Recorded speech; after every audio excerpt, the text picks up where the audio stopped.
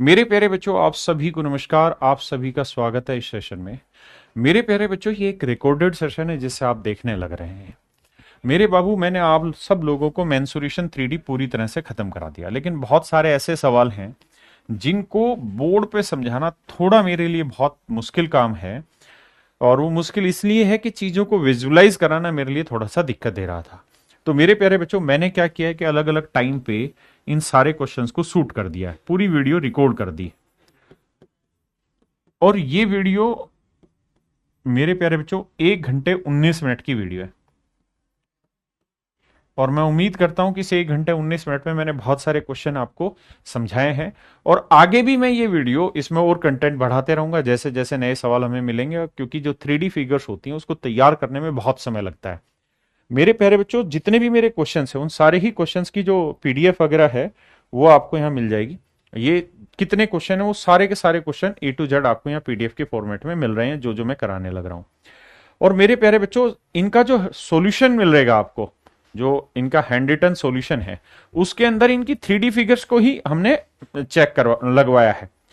क्योंकि ये बनाना थोड़ा सा मुश्किल है, इसलिए वो हैंड रिटन क्लास नोट्स में ये सारी 3D फिगर को ही जोड़ा हुआ है, ताकि आप चीजें महसूस कर पाए। ध्यान से देखेंगे यहां तो आपको पता चलेगा कि जैसे ये क्यूब के अंदर दो गोले सेट करे हुए इस तरीके से, तो हमने क्लास नोट्स में ये सारी फिगर एज इट इज जुड़वाई है, सो दैट आप अच्छे से समझ पाए। ये गोले वाला सवाल है कि 3 गोले नीचे और 1 गोला ऊपर रखा हुआ है, फिर क्यूब बनाए। ये टॉर्च वाला क्वेश्चन है। तो ये मेरे प्यारे बच्चों बहुत बढ़िया बढ़िया सवाल हैं जिनको हमने यहाँ शामिल किया है। तो 1 घंटे 19 मिनट की वीडियो, उम्मीद आपको ये पसंद आएगी। आराम से मजे से इस वीडियो को देखिए और आनंद उठाइए। थैंक यू मेरे बच्चे। मेरे प्यारे बच्चों, सवाल में कह रहा है कि एक क्यूब है और उस क्यूब को उसके एक फेस के डायगोनल के अनुसार हमने उसको काट दिया। तो 4 भागों में हमने उसको काट दिया क्यूब को, तो चारों भागों का टोटल सरफेस एरिया आपको बताना है क्या होगा। और क्यूब की जो साइड की लेंथ है वो मेरे प्यारे बच्चों है 8 सेंटीमीटर। तो आइए मेरे प्यारे बच्चों समझाता हूं क्या कह रहा है। देखो मेरे बच्चों, जैसे आपको ये फिगर दिख रही होगी यहां, तो आप समझ पा रहे होंगे कि ये बेसिकली एक क्यूब है। क्या है मेरे प्यारे बच्चों? एक क्यूब है। क्या है मेरे भाइयों? एक क्यूब है। क्या है मेरे भाइयों? क्यूब है। हमने क्या किया इस क्यूब को मेरे प्यारे बच्चों, इस क्यूब के साथ हमने क्या किया है, ध्यान से देखना। इस क्यूब को हमने, इसका जो ये वाला फेस है, ये आप देख रहे होंगे कि वर्गाकार आधार, क्योंकि क्यूब का जो फेस होता है वो वर्गाकार होता है मेरे बच्चे। आपने कहा जी बिल्कुल सही। हमने इसको डायगोनली इस तरह से काट दिया। हमने मेरे प्यारे बच्चों डायगोनली इसे इस तरह से काट दिया, इसके एक फेस से एक विकर्ण के अनुसार उसको काट दिया। आप ये बात बहुत खूबसूरती से जानते होंगे कि स्क्वायर के जो डायगोनल होते हैं वो एक दूसरे को बाइसेक्ट भी करते हैं और परपेंडिकुलरली बाइसेक्ट भी करते हैं। हमने इस वाले टुकड़े को निकाला, समझ गए ना? ये वाला जो टुकड़ा इसके साथ लगा था, हमने इसका ये टुकड़ा निकाल लिया और ये टुकड़ा अलग से निकाल के यहां रख दिया। जब इस टुकड़े को अलग से निकालोगे तो मेरे प्यारे बच्चों, इस टुकड़े की कहानी को समझना। अब आप ये देख पा रहे होंगे तरीके से कि ये जो टुकड़ा हमने निकाला है रेड कलर वाला, हमें इसका सरफेस एरिया चाहिए मेरे प्यारे बच्चों। हमें इसका मेरे प्यारे बच्चों क्या चाहिए? सरफेस एरिया चाहिए। और जब हम इसका सरफेस एरिया निकालने जाएंगे तो हमें ये देखना है कि ये इसका डायगोनल का आधा होगा, ये भी इसके डायगोनल का आधा होगा, और ये 90-90 बनाएगा। ये वाली साइड 8 है, ये वाली साइड 8 है। और जैसा इसका बेस है ना मेरे बच्चे, या जैसा इसका टॉप है, वैसे ही इसका बेस भी जा रहा होगा, वैसे ही इसका बेस होगा। तो ये मेरे प्यारे बच्चों बन रहा है आपका प्रिज्म। क्या बन रहा है मेरे प्यारे बच्चों? ये आपका प्रिज्म बनने लग रहा है। अब इस कहानी को और अच्छे से समझाता हूं। देखिए मेरे दोस्त, ये है आपका क्या? क्यूब है। क्यूब के किसी भी फेस को, चाहे इस वाले फेस को समझो या इस वाले फेस को, इस तरह से डायगोनल में काट दिया। क्यूब के सारे फेसेस इक्वल होते हैं क्योंकि सारी साइड इक्वल होती है। तो जैसे मैंने इस वाले फेस को काट दिया कि भाई इस वाले फेस को डायगोनली ऐसे काट दिया, इस तरह इस तरह इस तरह इस तरह। तो जब काटोगे तो एक हिस्सा मेरे प्यारे बच्चों ये वाला मैंने निकाल लिया, ये वाला हिस्सा मैंने निकाल लिया, इस तरह का ये हिस्सा मेरे प्यारे बच्चों मैंने निकाल लिया, ये वाला हिस्सा मैंने निकाल लिया। अब हमें इस हिस्से के बारे में सारी जानकारी लेनी है और ऐसे कुल मिला के 4 हिस्से होने। 4 हिस्से होने। कौन कौन से 4 हिस्से होने मेरे बच्चों? देखो, एक हिस्सा तो ये वाला होना है, एक ऐसे, एक 2 ऐसे, एक ये वाला 3 और ऐसे मेरे बच्चों एक 4। तो कुल मिला के ऐसे 4 टुकड़ों में बढ़ जाएगा। अब मेरे बच्चों, विकर्ण जो होता है स्क्वायर का होता है √2a, तो साइड की लेंथ 8 है तो विकर्ण की लेंथ होगी 8√2। और मेरे बच्चे आप जानते हैं स्क्वायर के जो डायगोनल होते हैं परपेंडिकुलर बाइसेक्ट होते हैं और इसको 2 बराबर हिस्सों में भी बांटते हैं। इसका मतलब ये हुआ कि ये लेंथ 8 है तो ये पूरी लेंथ 8√2 होगी। तो 8√2 का आधा करोगे तो ये लेंथ आएगी मेरे प्यारे बच्चों 4√2। तो ये 4√2 होगी, ये भी 4√2 होगी। अब मेरे प्यारे बच्चों, इसके बारे में हमें जानकारी इकट्ठी करनी थी कि भाई ये साइड 4√2 है, ये साइड 4√2 है, ये राइट एंगल भी है एक दूसरे के ऊपर, ये वाली साइड 8 है। अब मेरे बच्चों मुझे इसका टोटल सरफेस एरिया निकालना है। तो ये एक किस्म से प्रिज्म बन रहा है, क्योंकि जैसा बेस आपको ये दिख रहा है ना, उसी तरीके का बेस आगे मूव ऑन भी कर रहा है। जैसा ये बेस आपको दिख रहा है वैसा ही बेस आगे मूव ऑन भी हो रहा है ये, हाँ है ना। तो मेरे बच्चे सेम ही बेस है। अब हमें इसका टोटल सरफेस एरिया निकालना है। तो टोटल सरफेस एरिया क्या रहता है भाई किसी भी प्रिज्म का? तो आप कहेंगे lateral surface area, curve surface area plus twice of base area. तो मेरे प्यारे बच्चों बेस क्या बना? ये ट्रायंगल बनी। ये ट्रायंगल कैसी बनी? राइट एंगल ट्रायंगल बनी। राइट एंगल ट्रायंगल का एरिया क्या होता है? Half into base into height. तो हाफ बेस हो गया 4√2 और हाइट भी होगी 4√2। तो मेरे बच्चे इसका एरिया निकालोगे 2 दूनी 4, 4 दूनी 8 और √2 को √2 से करा दो, 8 दूनी 16। तो मेरे प्यारे बच्चों कुल मिला के मतलब ये आया कि इस वाली ट्रायंगल का एरिया आ गया 16। तो बेस एरिया आ गया 16 और जितना बेस होगा उतना ही टॉप होगा। अब हमें निकालना है lateral surface area. Lateral surface area क्या रहता है जी? Base perimeter into height. Lateral surface area रहता है मेरे भाई बेस पेरीमीटर इनटू हाइट। तो बेस पेरीमीटर अगर आप निकालने जाओगे तो तीनों भुजाओं का जोड़ करोगे तो 4√2, 4√2 कितना हो गया? 8√2 जमा ये वाली साइड 8 इंटू में हाइट। और हाइट कितनी आएगी? Base perimeter into height. Height कितनी? 8। तो 8 से गुना करेंगे मेरे भाई। तो 8 64√2 जमा 64 और 16 दूनी 32। तो 32 और 64 को जोड़ेंगे तो मेरे भाई आएगा 96 जमा 64√2। ये मेरे भाई आंसर होगा। देखिए जिनको चीजें समझ में आती वो तो तुरंत कर लेंगे, जिनको थोड़ी कम पल्ले पड़ती उनको चीजों को विजुलाइज करना होगा कि प्रिज्म बन कैसे रहा। मेरे प्यारे बच्चों सवाल में कह रहा है जैसा कि आकृति में दर्शाया गया कि एक घन में एक समकोणीय त्रिभुजाकार पिरामिड काटा गया है एक्स वाई जेड बी। यानी इस कोण का एक कोना काटा गया, इस कोण का एक कोना काटा गया है, ऐसे इस कोण का एक कोना काटा गया मेरे बच्चे। हाँ जी। और घन की हर एक भुजा की लंबाई 16 सेंटीमीटर है।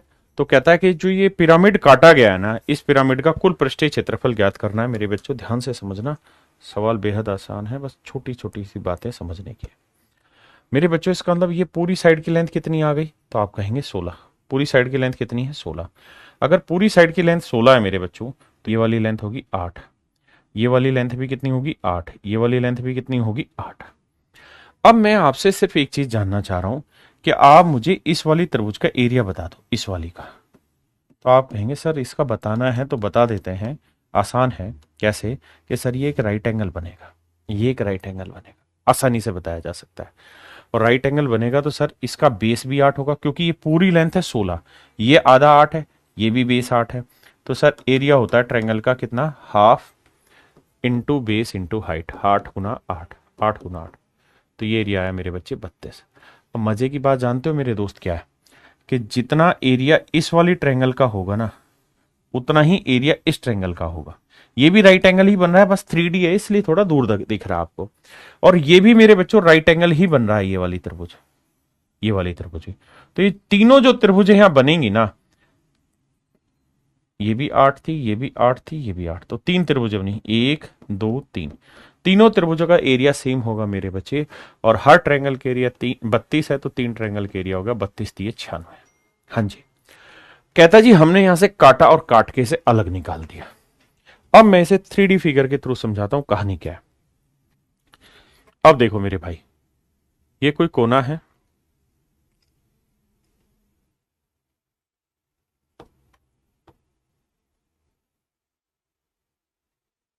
अब देखिए मेरे बच्चे, यहां से आप 3D फिगर के थ्रू बहुत आसानी से इसे इमेजिन कर पाओगे। ये टोटल लेंथ कितनी थी? 16। ये टोटल लेंथ थी 16। अब कह रहा है बिल्कुल मिडो मिड काटा गया है। तो एक 8 ये थी, एक 8 ये थी, ठीक है जी, ये भी 8 थी। तो मैंने ये 3 ट्रायंगल बनाई थी, 1 2 3, और इन तीनों ट्रायंगल का एरिया निकाल दिया था 96। अब मैंने इसको यहां से काट के हटा दिया। जब मैंने काट के हटाया तो आपने देखा वो बेस आपको जो दिख रहा था मेरे भाई, वो बेस गौर से देखिए क्या दिख रहा था? एक ट्रायंगल दिख रही थी। महसूस करने की कोशिश करिए, एक ट्रायंगल दिख रही थी। यानी मेरे भाई जब आपने इसको काटा है तो इसके बेस में आपको एक ट्रायंगल दिख रही थी और कुछ नहीं, ये एक ट्रायंगल दिख रही थी, हाँ है ना। हमसे सवाल में पूछा था कि ये जो पिरामिड आपने काटा इसका टोटल सरफेस एरिया बताइए। तो टोटल सरफेस एरिया का मतलब होता है उन सारे फेसेस का एरिया, उन सारे फेसेस का एरिया जो जो उसमें फेस है। तो कुल मिला के मेरे बच्चे इसके अंदर 4 फेस होंगे, 1 2, एक इसके पीछे और एक फेस वो जो सबसे नीचे है, जो ये वाला फेस है। यानी जी इसको काट के जो लेके गए तो 4 फेसेस बने, हमें चारों फेसेस का एरिया निकालना है। अब मेरे दोस्त आप आसानी से जानते हैं, अब मेरे दोस्त पहली फिगर को अगर आप समझना चाहें तो आप देखेंगे कि ये लेंथ 8 है, ये लेंथ भी 8 है, तो ये वाली लेंथ कितनी बनेगी मेरे दोस्त? राइट एंगल ट्रायंगल है तो ये वाली लेंथ बनेगी 8√2। ये बात तो आप समझते हैं ना कि अगर किसी राइट एंगल ट्रायंगल की दो साइडें 8 और 8 है, राइट एंगल के बगल वाली, तो ये वाली साइड क्या होगी मेरे बच्चे? 8√2। और अगर ये वाली साइड 8√2 है तो ऐसे ये वाली साइड भी क्या बनेगी? 8√2। ऐसे ये वाली क्या बनेगी? 8√2। तो मेरे बच्चे ये मतलब ये हुआ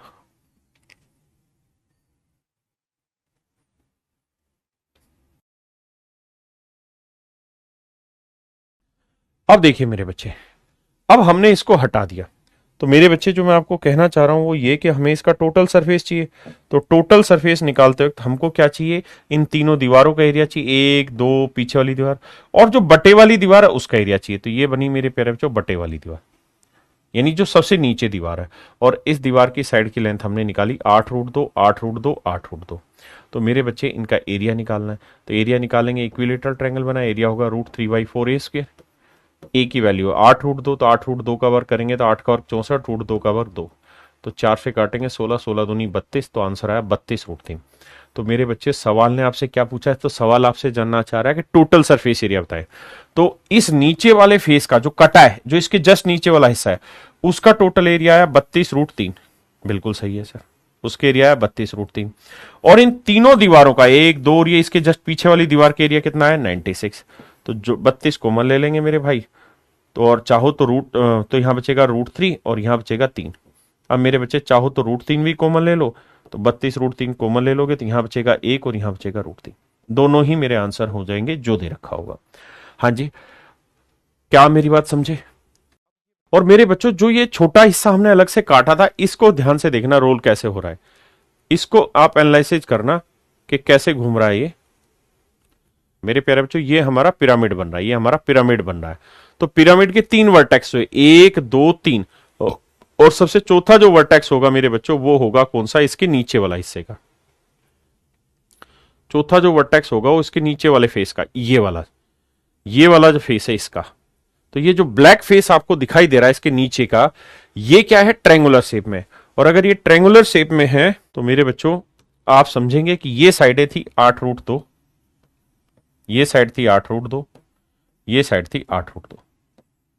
तो बाकी 3 दीवारें तो फिक्स थी जो राइट एंगल कट रही थी, और जो नीचे का फेस था इसका एरिया हमने निकाल दिया। तो सारे फेसेस के एरिया का जोड़ हमारा मेरे बच्चों कहलाएगा टोटल सरफेस एरिया। देखिए दोस्त, सवाल में कहा है कि लंबवर्तीय शंक्वाकार टोपी मेज पर एक दूसरे पर रखी गई है। रखे हुए दो गोलों को यथोचित रूप से इस प्रकार ढक लेती है कि दोनों गोलों को स्पर्श करती है। यानी 2 गोले रखे थे, एक गोला फिर उसके ऊपर दूसरा गोला, ठीक है जी। उन दोनों के ऊपर ये शंक्वाकार टोपी डाल दी गई, मतलब शंकु डाल दिया गया, दोनों गोलों को स्पर्श करती है। मान लीजिए छोटे गोले की त्रिज्या r है और बड़े गोले की त्रिज्या कैपिटल R, यानी एक की रेडियस स्मॉल r है, एक की रेडियस कैपिटल R है। तो कहता है मान लीजिए शंकु का शीर्ष कोण है, मान लीजिए शंकु का शीर्ष कोण, let the vertical angle of the cone, मतलब जो शंकु है वो ऐसे टेढ़ा मेढ़ा नहीं, बिल्कुल सीधा खड़ा हुआ है, 90 डिग्री पे शंकु सीधा खड़ा हुआ है। तो 2 सवाल इसमें पूछे गए। पहला सवाल पूछा गया शंकु की ऊंचाई ज्ञात करिए, कि भाई कोन की हाइट निकालिए। अगर आप देख पा रहे हो ध्यान से, ये एक शंकु है, ये शंकु का बेस है, और इसके अंदर 2 गोले डले हुए आपको दिखाई दे रहे होंगे, 2 गोले डले हुए दिखाई दे रहे होंगे, एक गोला ये और ऐसे ही मेरे बच्चों एक गोला ही। तो 2 गोले इसके अंदर डले हुए हैं और ये दोनों ही गोलों को ये शंकु स्पर्श कर रहा है। तो सवाल में आपसे पूछ रहा है इस शंकु की हाइट बताइए। हाइट बताइए मेरे प्यारे बच्चों, इसका मतलब ये हुआ कि यहां से यहां तक की ऊंचाई ज्ञात करिए, यहां से यहां सेंटर की ऊंचाई ज्ञात करिए। इसकी क्या होगी? ये 3D फिगर है, आपको ये 3D फिगर तरीके से समझनी होगी। मैं एक बार रोल करके दिखाता हूं। देखिए ये पूरी 3D फिगर आप देख पा रहे हो तो मेरे बच्चे प्रॉपर आप समझ पा रहे होंगे ये 3D फिगर कैसे है और गोले इसके अंदर कैसे हैं और वो इसके हर हिस्से को टच कैसे कर रहे हैं। तो ये जो स्पेस आप देख रहे हैं इस लाल वाले गोले और कोन के बीच में, ये सबसे बड़ा मैटर करता है। और जो ये नीचे वाला गोला है ये आप देखेंगे कि बिल्कुल इसके सरफेस को टच करेगा, जहां ये रखा हो जाता है वहां टच करेगा, यानी इसके बेस को टच करता है। देखिए मेरे बच्चे, कहता है इस शंकु के अंदर 2 गोले रखे, एक बड़ा गोला रखा है इसके बेस पे, पहले नीचे इसके बेस पे टेका यहां ले जाके, दूसरा गोला फिर इस गोले के जस्ट ऊपर टेक दिया हमने लाके। हाँ जी, तो इस तरह 2 गोले रखे हुए हैं। अब मेरे बच्चे एक गोले की रेडियस को उसने r नाम दिया है, दूसरे गोले की रेडियस को उसने स्मॉल r नाम दिया है।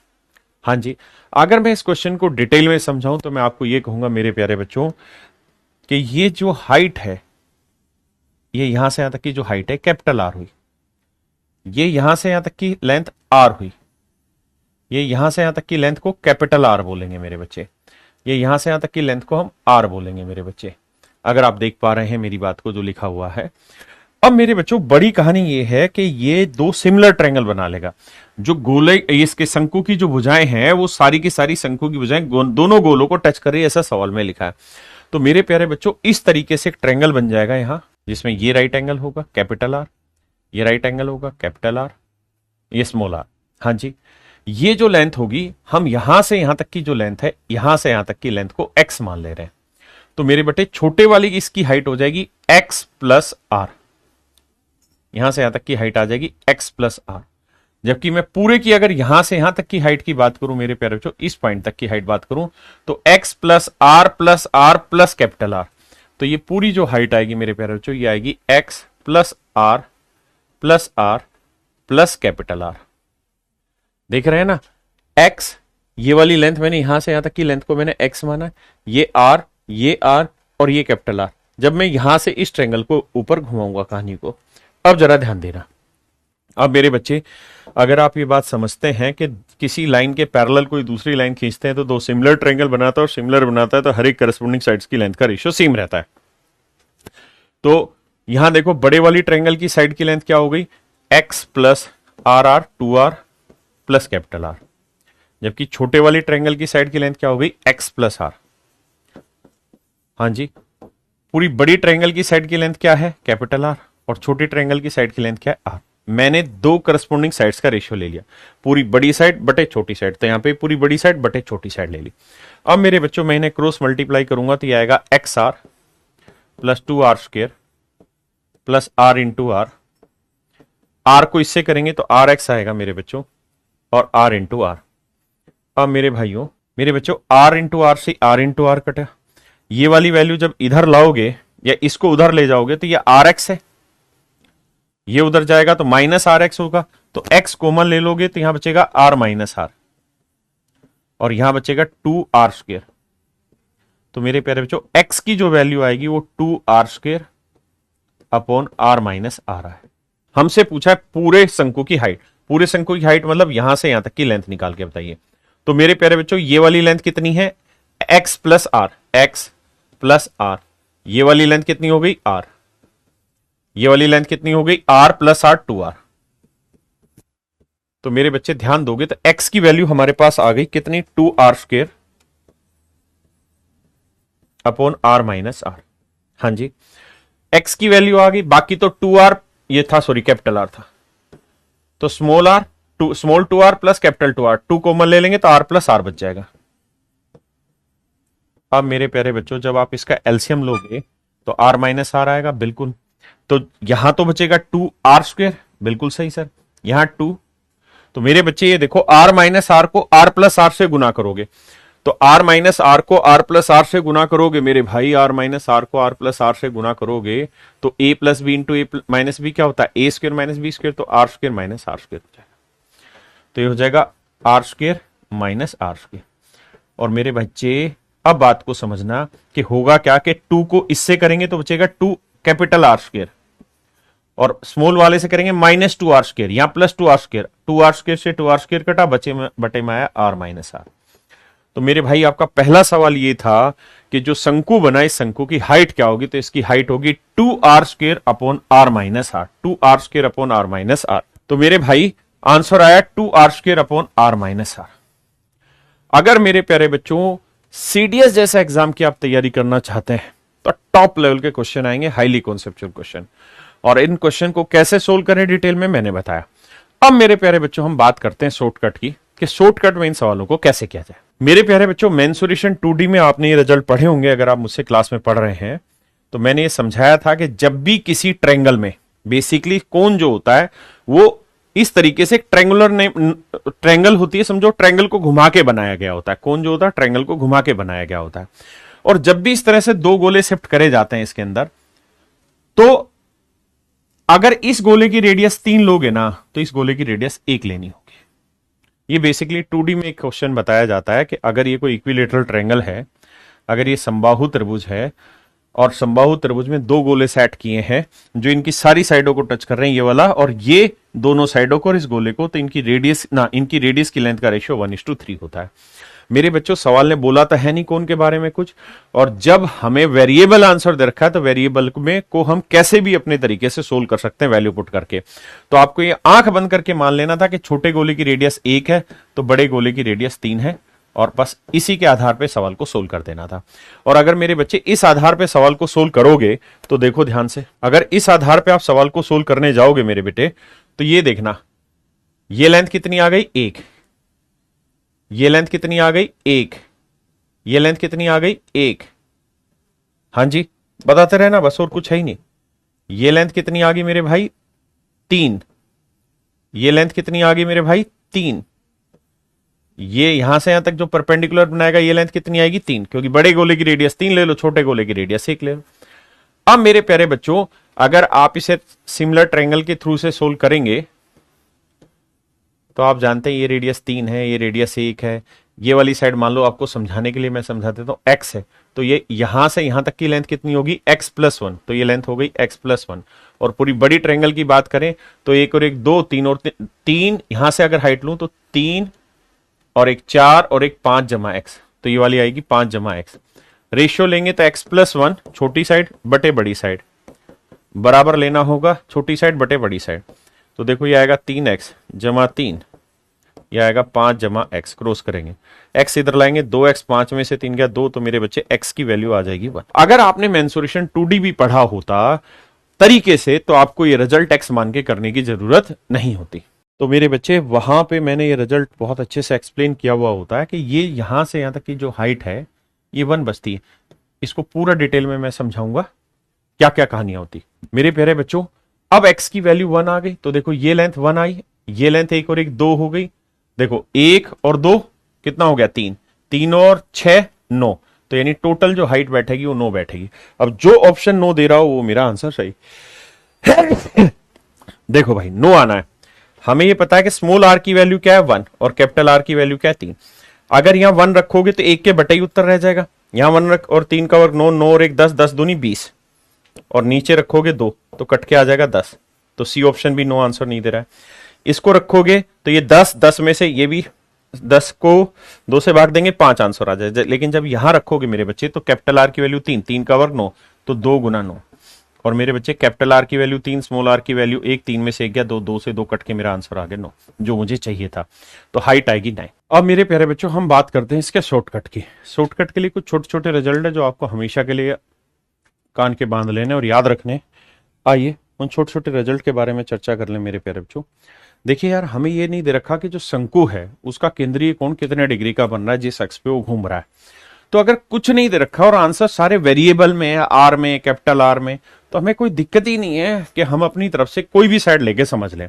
एक बेसिक चीज समझना मेरे प्यारे बच्चों, अगर कोई इक्विलेटरल ट्रायंगल है, अगर कोई इक्विलेटरल ट्रायंगल है और अगर उस इक्विलेटरल ट्रायंगल में हम एक इनसर्कल खींचे, फिर जो जगह बच गई उसमें एक इनसर्कल खींचे, फिर जो जगह बच गई उसमें एक इनसर्कल खींचे, फिर जो जगह बच गई उसमें एक इनसर्कल खींचे, तो हमेशा ध्यान रखना मेरे प्यारे बच्चों इन सारे इन सर्कलों की रेडियस का रेशियो 1:3 1:3 1:3 चलता रहेगा। मतलब अगर इसकी रेडियस में 1 यूनिट लूंगा ना मेरे भाई तो इसकी रेडियस 3 गुना लेनी होगी, इसकी रेडियस 3 का 3 गुना 9 लेनी होगी, उससे अगले की रेडियस 9 का 3 गुना 27 लेनी होगी। अगर इक्विलेटरल है तो हमेशा ही इनकी रेडियस का रेशियो 1:3:9 होगा। ये बात पक्का बांध लीजिए। ये जरूरी नहीं कि 3 हो, अगर ये 2 में भी बन रही होगी तो भी ऐसे ही बनेगी मेरे भाई। अगर ये ट्रायंगल ओहो अगर मेरे बच्चों यहां से मैं इसको भी खींच दूं तो विश्वास मानिए ये भी एक इक्विलेटरल ट्रायंगल ही बन रही होगी, ये वाली भी एक इक्विलेटरल ट्रायंगल ही बन रही होगी ये वाली, और इस इक्विलेटरल में भी इनका रेशियो 1:3 होगा। ऐसे ही मेरे भाई जब मैं इसको यहां से मिला दूंगा ना तो भी विश्वास करिए कि ये भी एक इक्विलेटरल ही बन रही होगी, और इनकी लेंथ का रेशियो भी मेरे बच्चे, मतलब इसके अंदर भी अगर एक सर्कल और बनाएंगे तो वो भी 1:3 में ही रेडियस को डिफाइन करेगा। तो इस बात को हमेशा ध्यान रख लेना है क्या कि अगर इस तरह से सर्कल के ऊपर सर्कल जो टच करता रहे तो इनकी रेडियस का रेशियो 1:3 रहता है। एक बात और, इनकी इन ट्रायंगल्स की हाइट का रेशियो भी 1:3 में रहेगा। अगर इस पूरी ट्रायंगल की हाइट 1 होगी, यानी अगर मैं यहां पे भी एक लाइन खींच दूं मेरे भाई, यहां पे भी अगर मेरे बच्चों में एक लाइन खींच दूं तो बड़ी बात यहां पे ये होगी समझने की कि ये वाली हाइट अगर मेरे बच्चों 1 यूनिट है तो ये वाली हाइट 3 यूनिट होगी, ये वाली हाइट 9 यूनिट होगी, ये वाली हाइट 9 का 3 यूनिट, 9 3 गुना 27 यूनिट होगी। तो मेरे बच्चे इस तरह से जितनी भी ट्रायंगलें बनेगी इनकी हाइट का रेशियो भी 1:3 ही रहेगा। तो मुझे एज ए स्टूडेंट ये समझना था कि सवाल जरूर मेंसुरेशन 3D का, लेकिन काम मेंसुरेशन 2D की ही तरह करेगा। तो जब मैं इस सवाल पे आया तो जैसे ही मैंने हमला बोला तो मेरा पहला काम ये होना था कि मैंने यहां अपनी तरफ से मान लेना है कि जो 3D फिगर है, जो कोन है, वो एक इक्विलेटरल ट्रायंगल की तरह ही घुमा हुआ है और इसके अंदर 2 सर्कल हैं भाई। एक सर्कल यहां सेट किया हुआ मेरे भाई और एक सर्कल यहां सेट किया हुआ, बस और कुछ नहीं समझना। और आपको ये फोकस करना था कि अगर इसकी रेडियस 1 है तो इसकी रेडियस मेरे बच्चे 3 होगी, यानी इन दोनों सर्कल की रेडियस की लेंथ का रेशियो 1:3। क्या मेरी बात समझ पाए?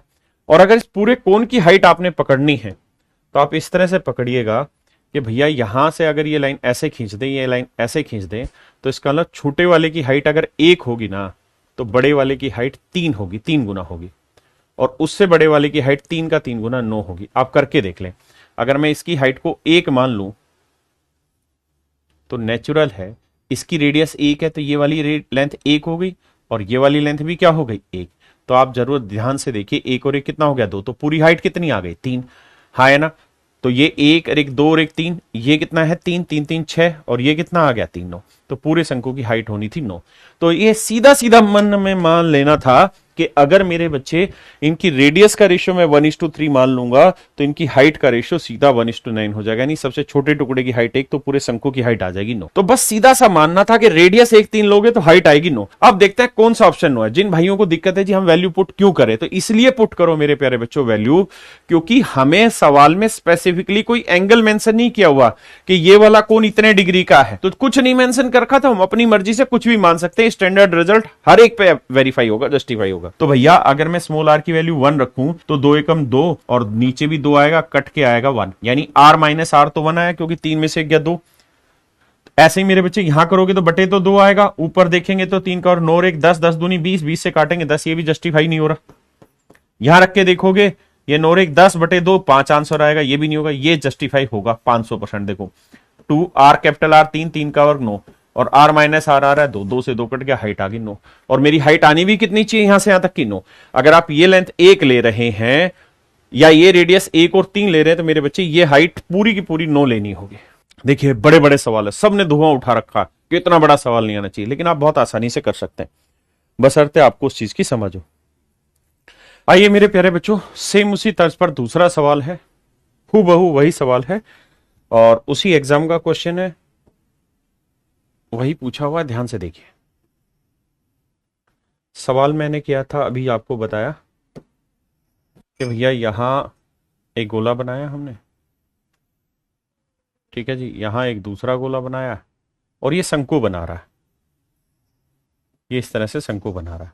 तो मेरे प्यारे बच्चों मैंने कहा कि अगर आप इनकी रेडियस की लेंथ का रेशियो 3:1 लेते हो तो भाई आंख बंद करके मान लीजिए कि जो हाइट होगी ये कितनी होगी 9 होगी। हाइट कितनी होगी मेरे बच्चे 9 हो जाएगी। बाकी सब चीजें जानने की मानने की जरूरत नहीं है, हाइट कितनी हो जाएगी 9 हो जाएगी। हाइट 9 हो जाएगी, ये वाली वो पूछ रहा है क्या होगी, तो इसकी रेडियस को मैं मान लेता हूं x, इसकी रेडियस को मेरे प्यारे बच्चों मैं मान लेता हूं x, जो शंकु की रेडियस है x, और ये पूरा एंगल 2 थीटा है जिसके ऊपर ये घूम रहा है। मान लीजिए शंकु का शीर्ष कोण 2 थीटा, तो ये वाला कोण हो जाएगा थीटा। तो मेरे प्यारे बच्चों रेडियस हो गई x, है ना। 10 क्या होता है परपेंडिकुलर अपॉन बेस, तो परपेंडिकुलर हो गया x, बेस हो गया 9 इक्वल टू 10 थीटा। भाई 10 क्या रहता है परपेंडिकुलर अपॉन बेस, तो परपेंडिकुलर x हो गया, बेस 9 हो गया, तो x बाई 9 10 थीटा, तो x की वैल्यू आ गई 9 10 थीटा। यानी जो भी मेरा आंसर 9 10 थीटा ला देगा वही हमारे बेस की रेडियस हो जाएगी, वही मेरे प्यारे बच्चे हमारे शंकु के बेस की रेडियस हो जाएगी। अब मुझे पता है कैपिटल R 3 है, स्मॉल r 1 है, तो नीचे तो डिफरेंस आना है 2, यहां 1 ही रहेगा तो ये तो आंसर होगा नहीं, यहां पे भी नहीं आएगा। अब मेरे बच्चों यहां पे देखोगे तो 9 1 10 5, ये भी नहीं आ रहा है। यहां देखोगे तो ये मेरा आंसर आ जा रहा है, क्यों? क्योंकि 2 3 का स्क्वायर 9 10 थीटा, और नीचे मेरे प्यारे बच्चों हो क्या रहा है कि r माइनस आर की वैल्यू आएगी 2, 2 से 2 कट के 9 tan थीटा मेरा आंसर आ जाएगा। अब आगे के लिए क्या रिजल्ट इन दोनों सवालों से आपको याद रखना है, उस पर चर्चा कर लेते हैं। आगे के लिए आपने ये याद रखना है कि जब भी कोई शंकु ऐसा दे आपको, जब भी मेरे प्यारे बच्चों ऐसा कोई शंकु दे आपको और उस शंकु में कहे कि भाई दो गोले सेट किए गए हैं, दो गोले सेट किए गए हैं इस तरह से, और फिर आपसे चर्चा करें कि भैया इनकी radius capital R small R है, तो भैया फिर कोण के बारे में विशेष ज्ञान दे दीजिए। तो उस केस में बस आपको ध्यान रखना है कि इसकी रेडियस 3 होगी तो इसकी रेडियस 1 होगी, पूरे की हाइट 9 लेनी है। अगर पूरे की हाइट 9 लोगे तो ये 1 होगी तो ये 3 होगी, और ये वाली लेंथ भी कितनी होनी है, 1। बस ये ध्यान रखना, ये हाइट 1 होगी तो ये 3 होगी तो ये 9 लेनी होगी।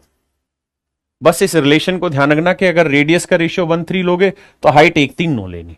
बस इतने के आधार पे सारे सवाल ब्रेक हो जाएंगे, आपको कोई दिक्कत नहीं है, बशर्ते अगर सारी वैल्यू आपको वेरिएबल में दे रखी हो, थीटा आर कैपिटल आर, तो बस इस चीज को फॉलो करना और हर एक सवाल को आप चुटकियों में सोल्व कर सकते हैं। Thank you.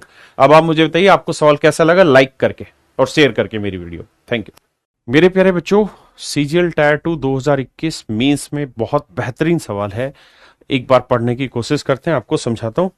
मेरे प्यारे बच्चों, सवाल में कह रहा है क्या कि two sphere of equal radius, समान त्रिज्या वाले दो गोले, two sphere of equal radius यानी दोनों गोले इक्वल रेडियस के, आर टेकन आउट और cutting from a solid cube. कहता है एक ठोस घन से हमने इन्हें काट दिया, और उस क्यूब की साइड कितनी दे रखी है मेरे प्यारे बच्चों, तो सवाल में कह रहा है कि उस क्यूब की जो साइड की लेंथ है वो है मेरे प्यारे बच्चों 12+4√3, 12+4√3। बहुत सुंदर से काटकर निकाला गया। प्रत्येक गोले का अधिकतम आयतन ज्ञात करिए। तो मेरे बच्चे हमें जो निकालना है वो निकालना है maximum volume of each sphere, maximum volume of each sphere, maximum volume of each sphere के हर गोले का अधिकतम आयतन निकालना है। मेरे बच्चे अब समझना यह है कि हमें इसमें से दो गोले मैक्सिमम साइज के निकालने, तो कहां कहां से वो दो गोले निकाले जा सकते हैं। तो आइए जरा एक बार कोशिश करते हैं उस बात को समझने की कि अगर मान लीजिए एक क्यूब है और इस क्यूब से मुझे मैक्सिमम साइज के दो गोले निकालने हैं, तो कहां कहां से निकाल सकते हैं। देखिए यार, एक तो तरीका यह है कि मैं एक गोला यहां निकाल लूं मैक्सिमम साइज का, देखना फील करने की कोशिश करना और कुछ नहीं है। एक गोला यहां निकाल लें भाई जो सारे फेसेस को टच करता हो इसके, ठीक है जी, और दूसरा एक गोला इसी के जस्ट ऊपर वाला यहां निकाल लें। एक तो तरीका है ये वाला मेरे बच्चे, एक तो तरीका है ये वाला, ठीक है जी। दूसरा तरीका क्या है, मैक्सिमम साइज निकालने के लिए बता रहा हूं। दूसरा तरीका फिर ये है कि मेरे भाई हम क्या करें, जो गोले सेट कर रहे हैं ना इसके अंदर, वो गोले इसके डायगोनल पे सेट करें। किस पे सेट करें मेरे बच्चे, डायगोनल पे सेट करें, इसके विकर्ण पे सेट करें। विकर्ण होता है जो एक कोने से लेके दूसरे कोने को पकड़े, इस विकर्ण पर मेरे बच्चे गोले सेट करें। तो आइए जरा इस विकर्ण पर अगर गोले सेट करें, तो एक गोला मेरे बच्चों हम यहां से यहां तक सेट करते हैं। ये देखिए 3D फिगर है, मुझे भी समझाने में थोड़ी दिक्कत होगी, ठीक है जी। एक गोला हम यहां सेट करें, यहां पे, ये इस फेस को नहीं टच करेगा, इसके बीचों बीच टच करेगा, 3D समझाता हूं। दूसरा गोला मेरे प्यारे बच्चों हम सेट करें यहां पे, जो इस फेस को टच करे और इस फेस को टच करे। तो ये वाले जो गोले होंगे ना, ये मैक्सिमम साइज के होंगे, ये तय, क्योंकि हम मैक्सिमम स्पेस को कवर करने की कोशिश कर रहे हैं। ये 3D में कैसा दिखेगा उस बात के बारे में हल्का सा विजुअलाइजेशन आपका कराता हूं मेरे बच्चों। ये आपको दिखाई दे रहा होगा, यहां मेरे प्यारे बच्चों एक क्यूब है, और क्यूब को मैंने क्यूब के डायगोनल पे दो गोले बनाने की कोशिश की है। अब देखें, ये क्यूब है मेरे बच्चे, इस पे डायगोनल पे दो गोले बनाने की कोशिश की है। अगर आप समझ पा रहे हैं तो 3D फिगर है, हल्का सा आपको इमेजिन करना पड़ेगा, चीजों को महसूस करना पड़ेगा, तब आप समझ पाएंगे। क्या आप देख पा रहे हैं चीजों को। ये मेरे प्यारे बच्चों 3D फिगर है, और इस तरह से इसके डायगोनल पे हमने दो गोले सेट किए। तो सबसे पहली चीज तो हमें यह पता होनी चाहिए कि जो डायगोनल होता है उसकी लेंथ क्या होती है। तो आप कहेंगे सर डायगोनल की जो लेंथ होती है वो होती है √3a, √3a। और सर साइड की लेंथ कितनी दे रखी है, तो साइड की लेंथ दे रखी 12+4√3, तो डायगोनल की लेंथ हो जाएगी √3 इंटू में 12+4√3। तो देखो मेरे बच्चे, तो √3 को 12 से करेंगे 12√3 जमा 4 × 3 = 12, 12 कॉमन ले लेंगे तो आएगा √3 +1। ये आएगा मेरे प्यारे बच्चों डायगोनल की लेंथ, यानी जो ये सबसे बड़ा डायगोनल इसके अंदर आएगा वो होगा 12 इंटू √3+1। अब मेरे बच्चों कहानी को समझो, क्या कि जो ये गोले है ना, ये गोले जहां ये एंड कर रहा होगा वहां से इसके बीच में गैप रह रहा होगा। हमें ये पता है कि अगर इस गोले का सेंटर ये है तो ये रेडियस मान लेते हैं, ये भी रेडियस। अच्छा, दोनों की रेडियस सेम है तो ये भी आर ये भी आर, तो ये तो तय है कि यहां से यहां तक की जो लेंथ है वो तो बड़ी आसानी से निकल जाएगी। 2r मतलब 2r कितनी होगी 4r। या मैं आपसे ये कहूं कि भाई मुझे सिर्फ यहां से यहां तक की लेंथ बताओ, इस नागिन की लेंथ बताओ, तो आप कहेंगे r + r 2r, तो आप ये लेंथ भी आसानी से बता सकते हैं। अब मेरे बच्चे यहां की कहानी है मेन जिसे आपको समझना है। अब यहां की कहानी को जो बच्चा समझ गया वो समझे विद्वान है, और उसकी चीजों को सोचने के पीछे की जो प्रवृत्ति है वो बहुत बेहतरीन है। फिर मैं इसे 3D फिगर से भी समझाऊंगा, एक्चुअल इमेजेस से भी सेट करके दिखाऊंगा आपको। मेरे प्यारे बच्चों, इसका जो सेंटर होगा, तो इसका सेंटर से ये वाली जो लाइन होगी ये भी परपेंडिकुलर बना रही होगी इस फेस के ऊपर, यहां इस फेस पे भी परपेंडिकुलर बना रही होगी। ये फेस जहां टच कर रहा होगा यहां पे भी ये परपेंडिकुलर बना रही होगी। इस बात को समझने की कोशिश करना, ये भी परपेंडिकुलर बना रही होगी, और जो इस तरफ यानी ये वाला जो फेस होगा इस फेस पे भी ये परपेंडिकुलर बना रही होगी। लेकिन ये 3D फिगर है, इसको थोड़ा इमेजिन करना मुश्किल है, मैं कोशिश करता हूं समझाने की। देखिए, देखो मेरे प्यारे बच्चों, मैंने आपके साथ एक क्यूब बनाने की कोशिश की है। क्यूब की 6 फेसेज होते हैं, 3 फेस मैंने लिए ताकि पूरे इधर से घूम के आपको चीजें समझ के, एक फेस बेस वाला, एक फेस ये वाला, एक फेस ये वाला, 3 फेस लिए। इसका जो डायगोनल होता है वो कौन सा होता है, वो डायगोनल होता है जो इस पॉइंट से लेके इस पॉइंट तक आए। अब हमें इसमें मैक्सिमम साइज के गोले काटने हैं, तो ये मैंने ले लिया लोहे की जो रोड आपको दिख रही है, लोहे की रोड जो आपको दिख रही है, ये मैंने इसका डायगोनल ले लिया। अब ये डायगोनल है जो इस कोने से इस कोने तक जाएगा। अब मेन मूल बात समझना मेरे प्यारे बच्चों, जब ये इससे टकराएगा, ऐसे टकराएगा, तो ये बेसिकली गोले छोटे हैं, बड़े गोले होंगे। और मैं थोड़ा नजदीक लेके समझाने की कोशिश करता हूं कि वो इसको टच कर रहा होगा इस तरह से, इधर दिखाना। तो जब ये टच कर रहा होगा तो इस फेस को टच कर रहा होगा, यहां वाले बिंदु को, ऐसे ही एक बिंदु यहां को टच कर रहा होगा, और ऐसे ही जब इसके ऊपर फेस रखा जाएगा तो ये वाला पॉइंट, जो ये वाला पॉइंट है, ये वाला पॉइंट इसके ऊपर वाले फेस को टच कर रहा होगा। तो मेरे बच्चे ये क्यूब बना रहे होंगे, ध्यान से देखोगे क्या बना रहे होंगे, क्यूब बना रहे होंगे। किससे, इस गोले के सेंटर से इसकी डिस्टेंस भी आर होगी, इसकी डिस्टेंस भी आर होगी, और उस पॉइंट, उस सेंटर से इसकी जो हाइट होगी वो भी आर होगी। तो मेरे प्यारे बच्चों ये क्यूब बनाने लग रहे होंगे। इस क्यूब को ही बेसिकली समझना है और कुछ नहीं समझना। क्या बना रहे होंगे, क्यूब बनाने लग रहे होंगे। अब देखो मेरे बच्चे, जैसे ये गोला है, ठीक है, इस गोले को जब मैं यहां लगाऊंगा ना तो ये 3 फेसेस टच कर रहा होगा, ये वाला फेस, ये वाला फेस और ये टॉप वाला फेस, ठीक है। जब टच कर रहा होगा ना तो जहां इसका सेंटर होगा, इस गोले का जहां सेंटर होगा, इस गोले का अगर ध्यान से देखोगे तो सेंटर में इसको 2 हिस्सों में कर देता हूं और एक दूसरा कलर शामिल कर देता हूं ताकि जल्दी से आप समझ पाए। तो इसका जो सेंटर होगा ना वो यहां होगा, सेंटर यहां होगा मेरे बच्चों। तो जहां सेंटर होगा ना, इससे यहां से यहां की डिस्टेंस भी आर होगी, यहां से यहां की डिस्टेंस भी आर होगी, और यहां से ये वाली डिस्टेंस, इसकी हाइट भी आर होगी। तो ये R centimetre height, R centimetre length और आर सेंटीमीटर ब्रेड्थ का एक क्यूब बन रहा होगा। और सेंटर से ये जो डिस्टेंस होगी ये इस क्यूब का क्या होगा मेरे प्यारे बच्चों, डायगोनल होगा, ठीक है। अब इस बात को मैं अच्छे से अलग से डिफाइन करता हूं कि मेरे बच्चों जो इसका सेंटर बनेगा, जैसे एक गोला है, ये गोला है,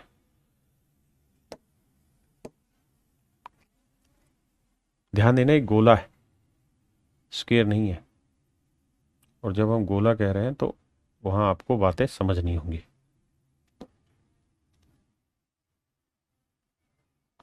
अगर मेरे बच्चों स्क्वायर होता ना तो ये हो जाती रेडियस यहां से यहां तक की आर, ये हो जाती आर, ठीक है जी, ये भी आर होती, ये भी आर होती, और ये हो जाता इसका डायगोनल। इस डायगोनल की लेंथ लिख देते √2r।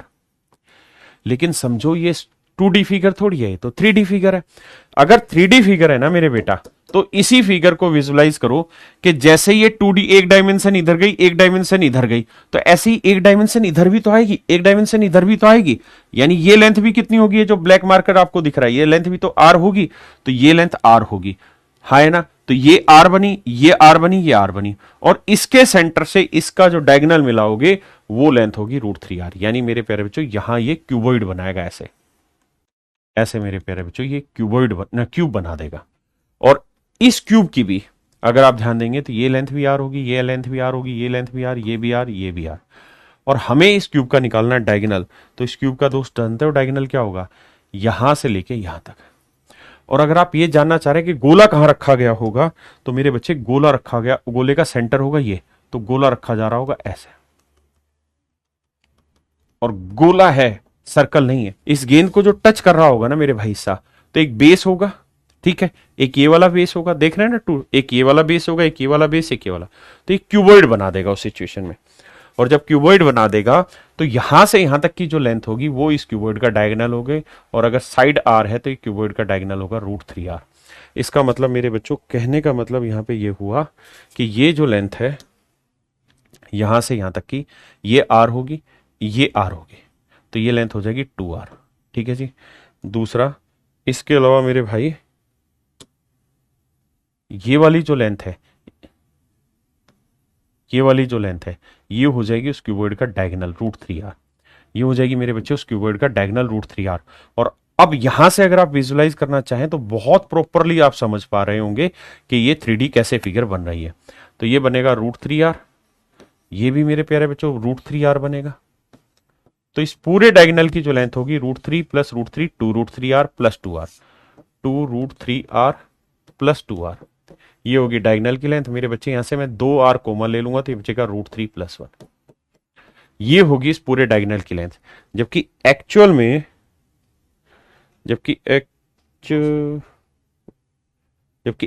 में इस डायगोनल की जो लेंथ है मेरे बच्चों वो है इतनी, तो ये इक्वल हो जाएगा किसके, 2r इंटू √3 प्लस 1। अब मेरे बच्चों √3 प्लस 1 से √3 प्लस 1 कटा, 2 से काटा 6, तो रेडियस आ गई 6। अब कह रहा है हर एक गोले का वॉल्यूम बताइए। तो मेरे बच्चों आप सबसे पहले ये देखिए कि ऑप्शन कितनी कितनी दूर दे रखे हैं। अगर रेडियस हर एक गोले की 6 है तो गोले का वॉल्यूम होगा 4/3 पाई r क्यूब। पाई की वैल्यू 22/7, r क्यूब मतलब 6 का क्यूब 216। अब मेरे बच्चों एक बात बताओ, काट पीट करने की बहुत ज्यादा जरूरत नहीं है, नॉर्मल से काम हो जाएगा, 3 दूनी 6। अब देखो मेरे बच्चे माफ करना, 6 दूनी 12, 12 छिक 72। बस थोड़ा सा अंदाजा लगाओ, बहुत ज्यादा दूर तक ले जाने की जरूरत नहीं है। 6 दूनी 12, 12 छिक 72, यानी इन सबका मल्टीप्लीकेशन 72 आया, और मुझे लगभग आंसर चाहिए। तो 7 से इसको काटेंगे तो लगभग मेरा आंसर 10 आएगा, लगभग मेरा आंसर 10 आया। तो 22 चौक 88 गुना 10 करेंगे तो 880 से बड़ा आंसर होना चाहिए मेरा, लेकिन नजदीक इसी के हो। तो 880 से नजदीक और इससे बड़ा आंसर कौन सा है, ये बहुत बड़ा है, ये बहुत छोटा है, ये बहुत बड़ा है, तो 880 के नजदीक मेरे प्यारे बच्चों ऑप्शन सी है। अगर आप कहें हमें एक्यूरेट निकालना है तो कोई गुनाह ही नहीं है, आप सबको मल्टीप्लाई करिए, भाग दीजिए, आपको एक्यूरेट आंसर मिल जाएगा। तो मेरे प्यारे बच्चों इतना जबरदस्त सवाल है, इसको अगर आप समझना चाहते हैं तो जब तक आप इसको विजुलाइज नहीं करेंगे, चीजों को अपने तरीके से समझेंगे नहीं, महसूस नहीं करेंगे, आप समझ नहीं पाएंगे, कर नहीं पाएंगे। थैंक यू मेरे प्यारे बच्चों। ऐसे और सवालों के लिए आप मेरे सोशल मीडिया हैंडल पर जुड़ सकते हैं, और ऐसे बेहतर बढ़िया से बढ़िया सवालों का इसी तरह 3D एक्सप्लेनेशन जान सकते हैं। Thank you. मेन चीज आप ध्यान रखिएगा, जब तक फील नहीं करेंगे तब तक आप उस पर सोच नहीं पाएंगे, और जब तक सोचेंगे नहीं तब तक उस पर बनने वाले नए सवालों का जवाब आप बहुत आसानी से नहीं दे पाएंगे। Thank you. Have a nice day to everyone. मेरे प्यारे बच्चों, ये क्वेश्चन है CDS 2022 का सेकंड का क्वेश्चन। ये कह रहा है कि r त्रिज्या वाली 4 समान अभिन्न गेंदों में से 3 गेंदों को एक समतल पर इस प्रकार रखा गया कि प्रत्येक गेंद अन्य 2 गेंदों को स्पर्श करती है। आउट ऑफ 4 आइडेंटिकल बॉल्स, यानी चारों की चारों बराबर गेंदें हैं, ऑफ रेडियस r, हर एक गेंद की जो रेडियस है वो r है, 3 balls are placed on a plane such that each ball touches the other 2 balls. कहता है 3 गेंदें हैं, जैसे मेरे बच्चों ये 3 गेंदें, इस गेंद को मैं हटा लेता हूं, ये 3 गेंदें, ध्यान से देखना। तो ये 3 गेंदें जो हैं, ये तीनों गेंदें इस तरह से एक दूसरे को टच कर रही हैं कि हर गेंद बाकी 2 को टच करे। क्लियर है यहां तक का कॉन्सेप्ट? हर गेंद बाकी 2 को टच करे, इस तरीके से 3 गेंदें प्लेस की गई हैं। अब अगली लाइन में क्या कह रहा है? अगली लाइन में कह रहा है कि चौथी गेंद को, कहता जी चौथी गेंद को इस तरीके से प्लेस किया गया है कि यह गेंद सभी तीनों गेंदों को स्पर्श करे। तो कह रहा है कि the fourth ball is placed on them such that this ball touches all the 3 balls. कहता है ये चौथी गेंद जो रखी गई है इस तरह से, ये ऐसी गेंद रखी गई है जो इन तीनों गेंदों को टच करे। ये नीचे की तीनों गेंदें एक दूसरे को टच कर रही थी, अब ये गेंद ऐसी रखी गई जो इसके बिल्कुल टॉप पे, जो इन तीनों गेंदों को टच करे। अब सवाल में कह रहा है तो चौथी गेंद के केंद्र से की समतल से दूरी ज्ञात करिए। तो कहता है चौथी गेंद की बेस से डिस्टेंस निकाल के बतानी है, क्या होगी मेरे प्यारे बच्चों। बहुत ही खूबसूरत सवाल। मेरे प्यारे बच्चों अब ध्यान से मेरी बात समझिए। इस सवाल में जब तक आप इसकी फिगर को एनालिसिस नहीं कर पाएंगे ना माइंड में कि एक्चुअल में फिगर क्या बन रही है, तब तक आप इस सवाल के सॉल्यूशन की तरफ भी नहीं जा सकते। मेरे भाई इसके अंदर 3 गेंदें हैं और ये 3D फिगर है, 2D फिगर है नहीं। ऐसे ये 3 गेंदें हैं, ये 3 गेंदें मेरे बच्चे, अगर आप देख पा रहे हो 1 2 3 और ये चौथी गेंद, ये चारों इस तरीके से एक दूसरे के ऊपर रखी हुई हैं और चारों एक दूसरे को टच कर रही हैं। मेरे बच्चे बहुत ही मेहनत से ये काम हमने किया हुआ, अब आप मेरे बच्चों देख पा रहे होंगे इसे। तो कहानी को समझिए। ये 3 गेंदें हैं, 1 2 3, ये एक दूसरे को टच कर रही है और ये चौथी गेंद है जो इनके ऊपर रखी गई और ये गेंद ऐसे रखी गई मेरे बच्चे जो इन तीनों गेंदों को टच करे। तो सवाल में ये पूछ रहा है कि इसके सेंटर से यहां जो इसका फर्श होगा, यानी जो फर्श होगा जिसके ऊपर ये गेंदें रखी, उसकी दूरी कितनी होगी। तो मेरे प्यारे बच्चों ये हमारा सवाल है। अब जरा ध्यान से देखना मेरे बच्चों, मैं इस फिगर को दोबारा से घुमाता हूं और आपको महसूस होगा हो क्या रहा है। बेसिकली नीचे 3 स्फीयर है मेरे बच्चों, 3 क्या है, स्फीयर है, और तीनों स्फीयर इस तरीके से बना रखे मेरे बच्चे, ऐसे है। तो मेरे प्यारे बच्चों मेन चीज क्या है कि हमें यह समझना है कि जब आप इन तीनों के सेंटर को मिलाओगे, तीनों नीचे वाले स्फीयर के सेंटर को मिलाओगे तो इक्विलेटरल ट्रायंगल बनेगी, एक समबाहु त्रिभुज बनेगी। और मेरे बच्चे चारों के चारों जो गोले हैं ना, चारों के चारों जो गोले हैं वो इक्वल रेडियस के हैं।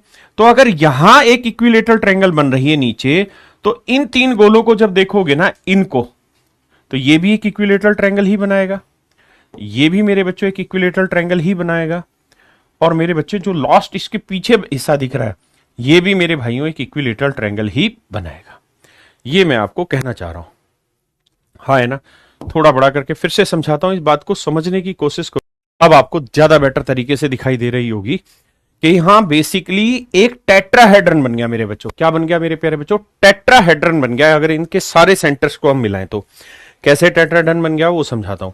टेट्राहेड्रन में क्या होता है मेरे प्यारे बच्चों कि जो बेस होता है वो एक इक्विलेटरल ट्रायंगल होती है, यानी ये मेरे प्यारे बच्चों मान लीजिए बेस है, तो बेस एक इक्विलेटरल ट्रायंगल है, इसकी सारी साइडें ए है, हाँ है ना।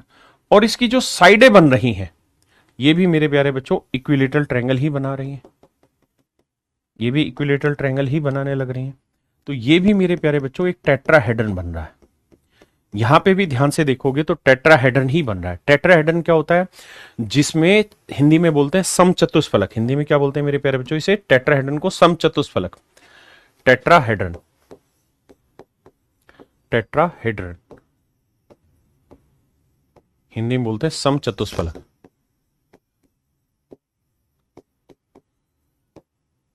जिसके 4 समान फलक हो। तो मेरे बच्चों अगर आप यहां ध्यान से देखेंगे तो इसमें 4 इक्वल फेसेस बने। कौन कौन से, ये वाला फेस इक्वल बना, ये वाला फेस इक्वल बना, ये वाला फेस इक्वल बना, और सबसे पीछे वाली जो ट्रायंगल बन रही है उसका भी फेस मेरे बच्चों इक्वल ही बने, हाँ है ना। आप इस पॉइंट को समझ पा रहे हैं या नहीं। तो मेरे प्यारे बच्चों अगर आप ध्यान से देख रहे हो तो यहां अब इस फिगर में आपको बिल्कुल कॉन्सेप्ट क्लियरिटी और एक एक चीज समझ में आ रही है कि ये प्रॉपर एक टेट्राहेड्रन बन रहा है। इसके 4 फेसेज हैं। कितने फेसेज है, 4 फेसेज है। एक फेस तो ये वाला जहां मेरा पेन चल रहा है, सबसे नीचे वाला। दूसरा फेस है मेरे बच्चों ये वाला जहां अब मेरा पेन जा रहा है, ये वाला। तीसरा फेस है मेरे बच्चों ये वाला जहां मेरा पेन जा रहा है, और चौथा फेस है मेरे बच्चों ये वाला जहां ये पेन जा रहा है। मेरे प्यारे बच्चों कुल मिला के यहां एक टेट्राहेड्रन बन रहा है। अब हमें कुछ नहीं निकालना, टेट्राहेड्रन की हाइट निकालनी है, टेट्राहेड्रन की हाइट निकालनी है। जो टेट्राहेड्रन की हाइट होगी उसमें हमने बस ये ग्राउंड से ये वाली रेडियस कितनी ऊपर होगी, r रेडियस है, तो इसका मतलब ये ग्राउंड से r रेडियस ऊपर ये गोला होगा। जैसे मेरे प्यारे बच्चों ध्यान से देखोगे तो ऐसे 3 गोले रखे हुए हैं नीचे और चौथा गोला उसके ऊपर रखा हुआ है। तो हमें इस गोले से यहां से तो इसकी ट्रायंगल बन रही है जहां मेरा अंगूठा ये वाला, यहां से तो ये टेट्राहेड्रन बन रहा है, और ये टेट्राहेड्रन का बनेगा टॉप, और वो हमसे पूछ ही रहा है कि टेट्राहेड्रन के टॉप की बॉटम से हाइट बताओ।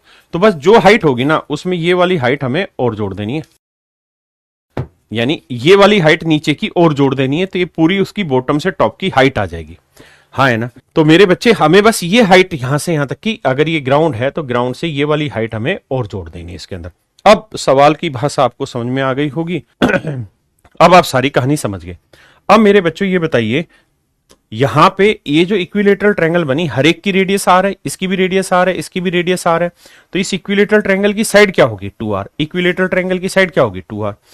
और अगर इक्विलेटरल ट्रायंगल की साइड 2r हुई तो मतलब ए की लेंथ आपके पास आ गई, कितनी है सर 2r है। और टेट्राहेड्रन की हाइट क्या होती है मेरे बच्चों, तो आप कहेंगे टेट्राहेड्रन की समचतुष्फलक की हाइट होती है √2/√3a। बिल्कुल सही बात है सर। अब मेरे बच्चों अगर थोड़ा सा दिमाग दौड़ाओगे तो √2/√3 ए की वैल्यू है 2r, बिल्कुल सही। अब ये आ जाएगी मेरे बच्चे यहां से लेके यहां तक की हाइट, सेंटर से लेके स्टॉप तक की हाइट। और मैंने कहा कि जो ये उसने पूछा कि भाई इसके टॉप के केंद्र से जमीन की ऊंचाई बताओ, तो जमीन तो इससे आर सेंटीमीटर नीचे, इस सेंटर से जहां ट्रायंगल बन रही है, जहां ट्रायंगल बन रही है उससे आर नीचे, यानी इससे आर नीचे और है ट्रायंगल, मतलब वो बेस, तो आर और जोड़ देंगे तो ये आ जाएगी चौथी गेंद की केंद्र की समतल से दूरी। कहता है what is the distance of centre of fourth ball from the plane, कि प्लेन से कितनी दूरी पे। जैसे मैं ये कहूं कि इस गोले का जो सेंटर है, इस गोले का मेरे बच्चों जो सेंटर है, इस गोले का जो सेंटर है वो प्लेन से यानी समतल से कितना ऊपर है, तो आप कहेंगे r सेंटीमीटर ऊपर होगा इसका सेंटर। हाँ है ना, r सेंटीमीटर मेरे बच्चों ऊपर होगा इसका सेंटर। समझ रहे मेरी बात। तो बस हमें वो r इसके अंदर जोड़ देना है और देखिए चुटकियों में आपका आंसर आ गया।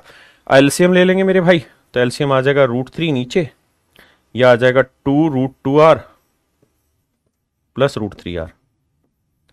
ये मेरे बच्चे आंसर आ गया। और समझदारी का काम करोगे तो r कॉमन लेके बाहर रख दो, आपका आंसर आ गया। r कॉमन ले दीजिए मेरे बच्चे, ऑप्शन टी है। हम माथा रगड़ते रह जाएंगे, सवाल का आंसर नहीं निकलेगा।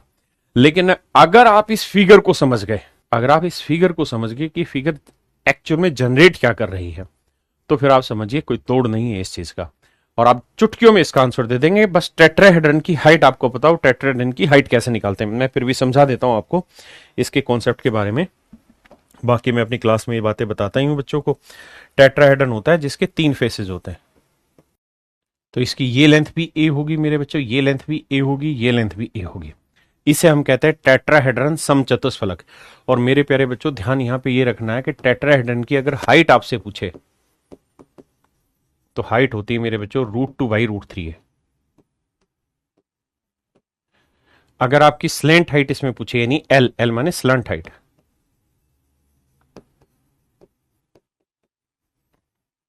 स्लेंट हाइट आपसे पूछे तो ये होगी मेरे बच्चे √3/2a। अगर इसमें स्लंट एज पूछे मेरे बच्चे, स्लेंट एज हिंदी में से कहते हैं तिर्यक किनारा, तिर्यक किनारा, तो ये ए ही रहता है, यही तिर्यक किनारा होता है मेरे बच्चों, यही वाली लेंथ तिर्यक किनारा होती है। स्लेंट हाइट क्या होती है, जो तिर्यक ऊंचाई, हिंदी में कहते हैं तिर्यक ऊंचाई, तिर्यक ऊंचाई मेरे बच्चे, ये तिर्यक किनारा। अब आते हैं अगले पे कि सर इसकी हाइट क्या होगी √2/√3 है। अगर इसका लेटरल सरफेस एरिया पूछे, वक्र पृष्ठीय क्षेत्रफल पूछे या कर्ड सरफेस एरिया जो भी आपसे बोले, तो वो हो जाएगा मेरे बच्चे 3√3/4a²। इससे अगला स्टेप होगा मेरे प्यारे बच्चों टोटल सरफेस एरिया, वो रहता है √3a²। मेरे बच्चे इसमें पूछता है वॉल्यूम बताइए, तो वॉल्यूम पूछेगा क्या, तो वॉल्यूम होगा √2/12a³। ये मेरे प्यारे बच्चों मेरा आंसर होगा। ये बेसिक इंफॉर्मेशन है। टीचर आपके साथ क्या करेगा कि क्लास में इसके फॉर्मूले लिखवा देगा। मैं क्लास में इसको एक एक चीज को बहुत डिटेल से समझाता हूं, इसी तरह 3D फिगर की मदद से, ताकि बच्चे का विजुअलाइजेशन मजबूत हो जाए। अगर आपका विजुअलाइजेशन मजबूत हो गया ना मेरे भाई, फिर आप ऐसे सवालों को बड़ी आसानी से पकड़ जाएंगे जो ये सवाल है। वरना सीडीएस में बच्चे लगे रहेंगे और ये सवाल नहीं होंगे। सेम यही मींस का, अगर एसएससी मींस का लेवल उठा तो इस तरीके के अच्छे अच्छे सवाल आएंगे, वहां बच्चा विजुअलाइज ही नहीं कर पाएगा। हम उस तरीके से पढ़ाते हैं। हाँ है ना। तो मेरे प्यारे बच्चों ये सारी कहानी है। अगर आप इसी तरीके से और बढ़िया बढ़िया क्वेश्चन का एक्सप्लेनेशन चाहते हैं तो आप मेरे सोशल मीडिया अकाउंट से जुड़ सकते हैं। मेरा व्हाट्सएप चैनल है, उस व्हाट्सएप चैनल पर आप आ सकते हैं और वहां पर मैं ये सवाल डालता हूं आप सबके लिए और एक सर्टेन टाइम देता हूं सवाल को सोल्व करने के लिए, फिर उसका वीडियो एक्सप्लेनेशन आपके साथ शेयर करता हूं।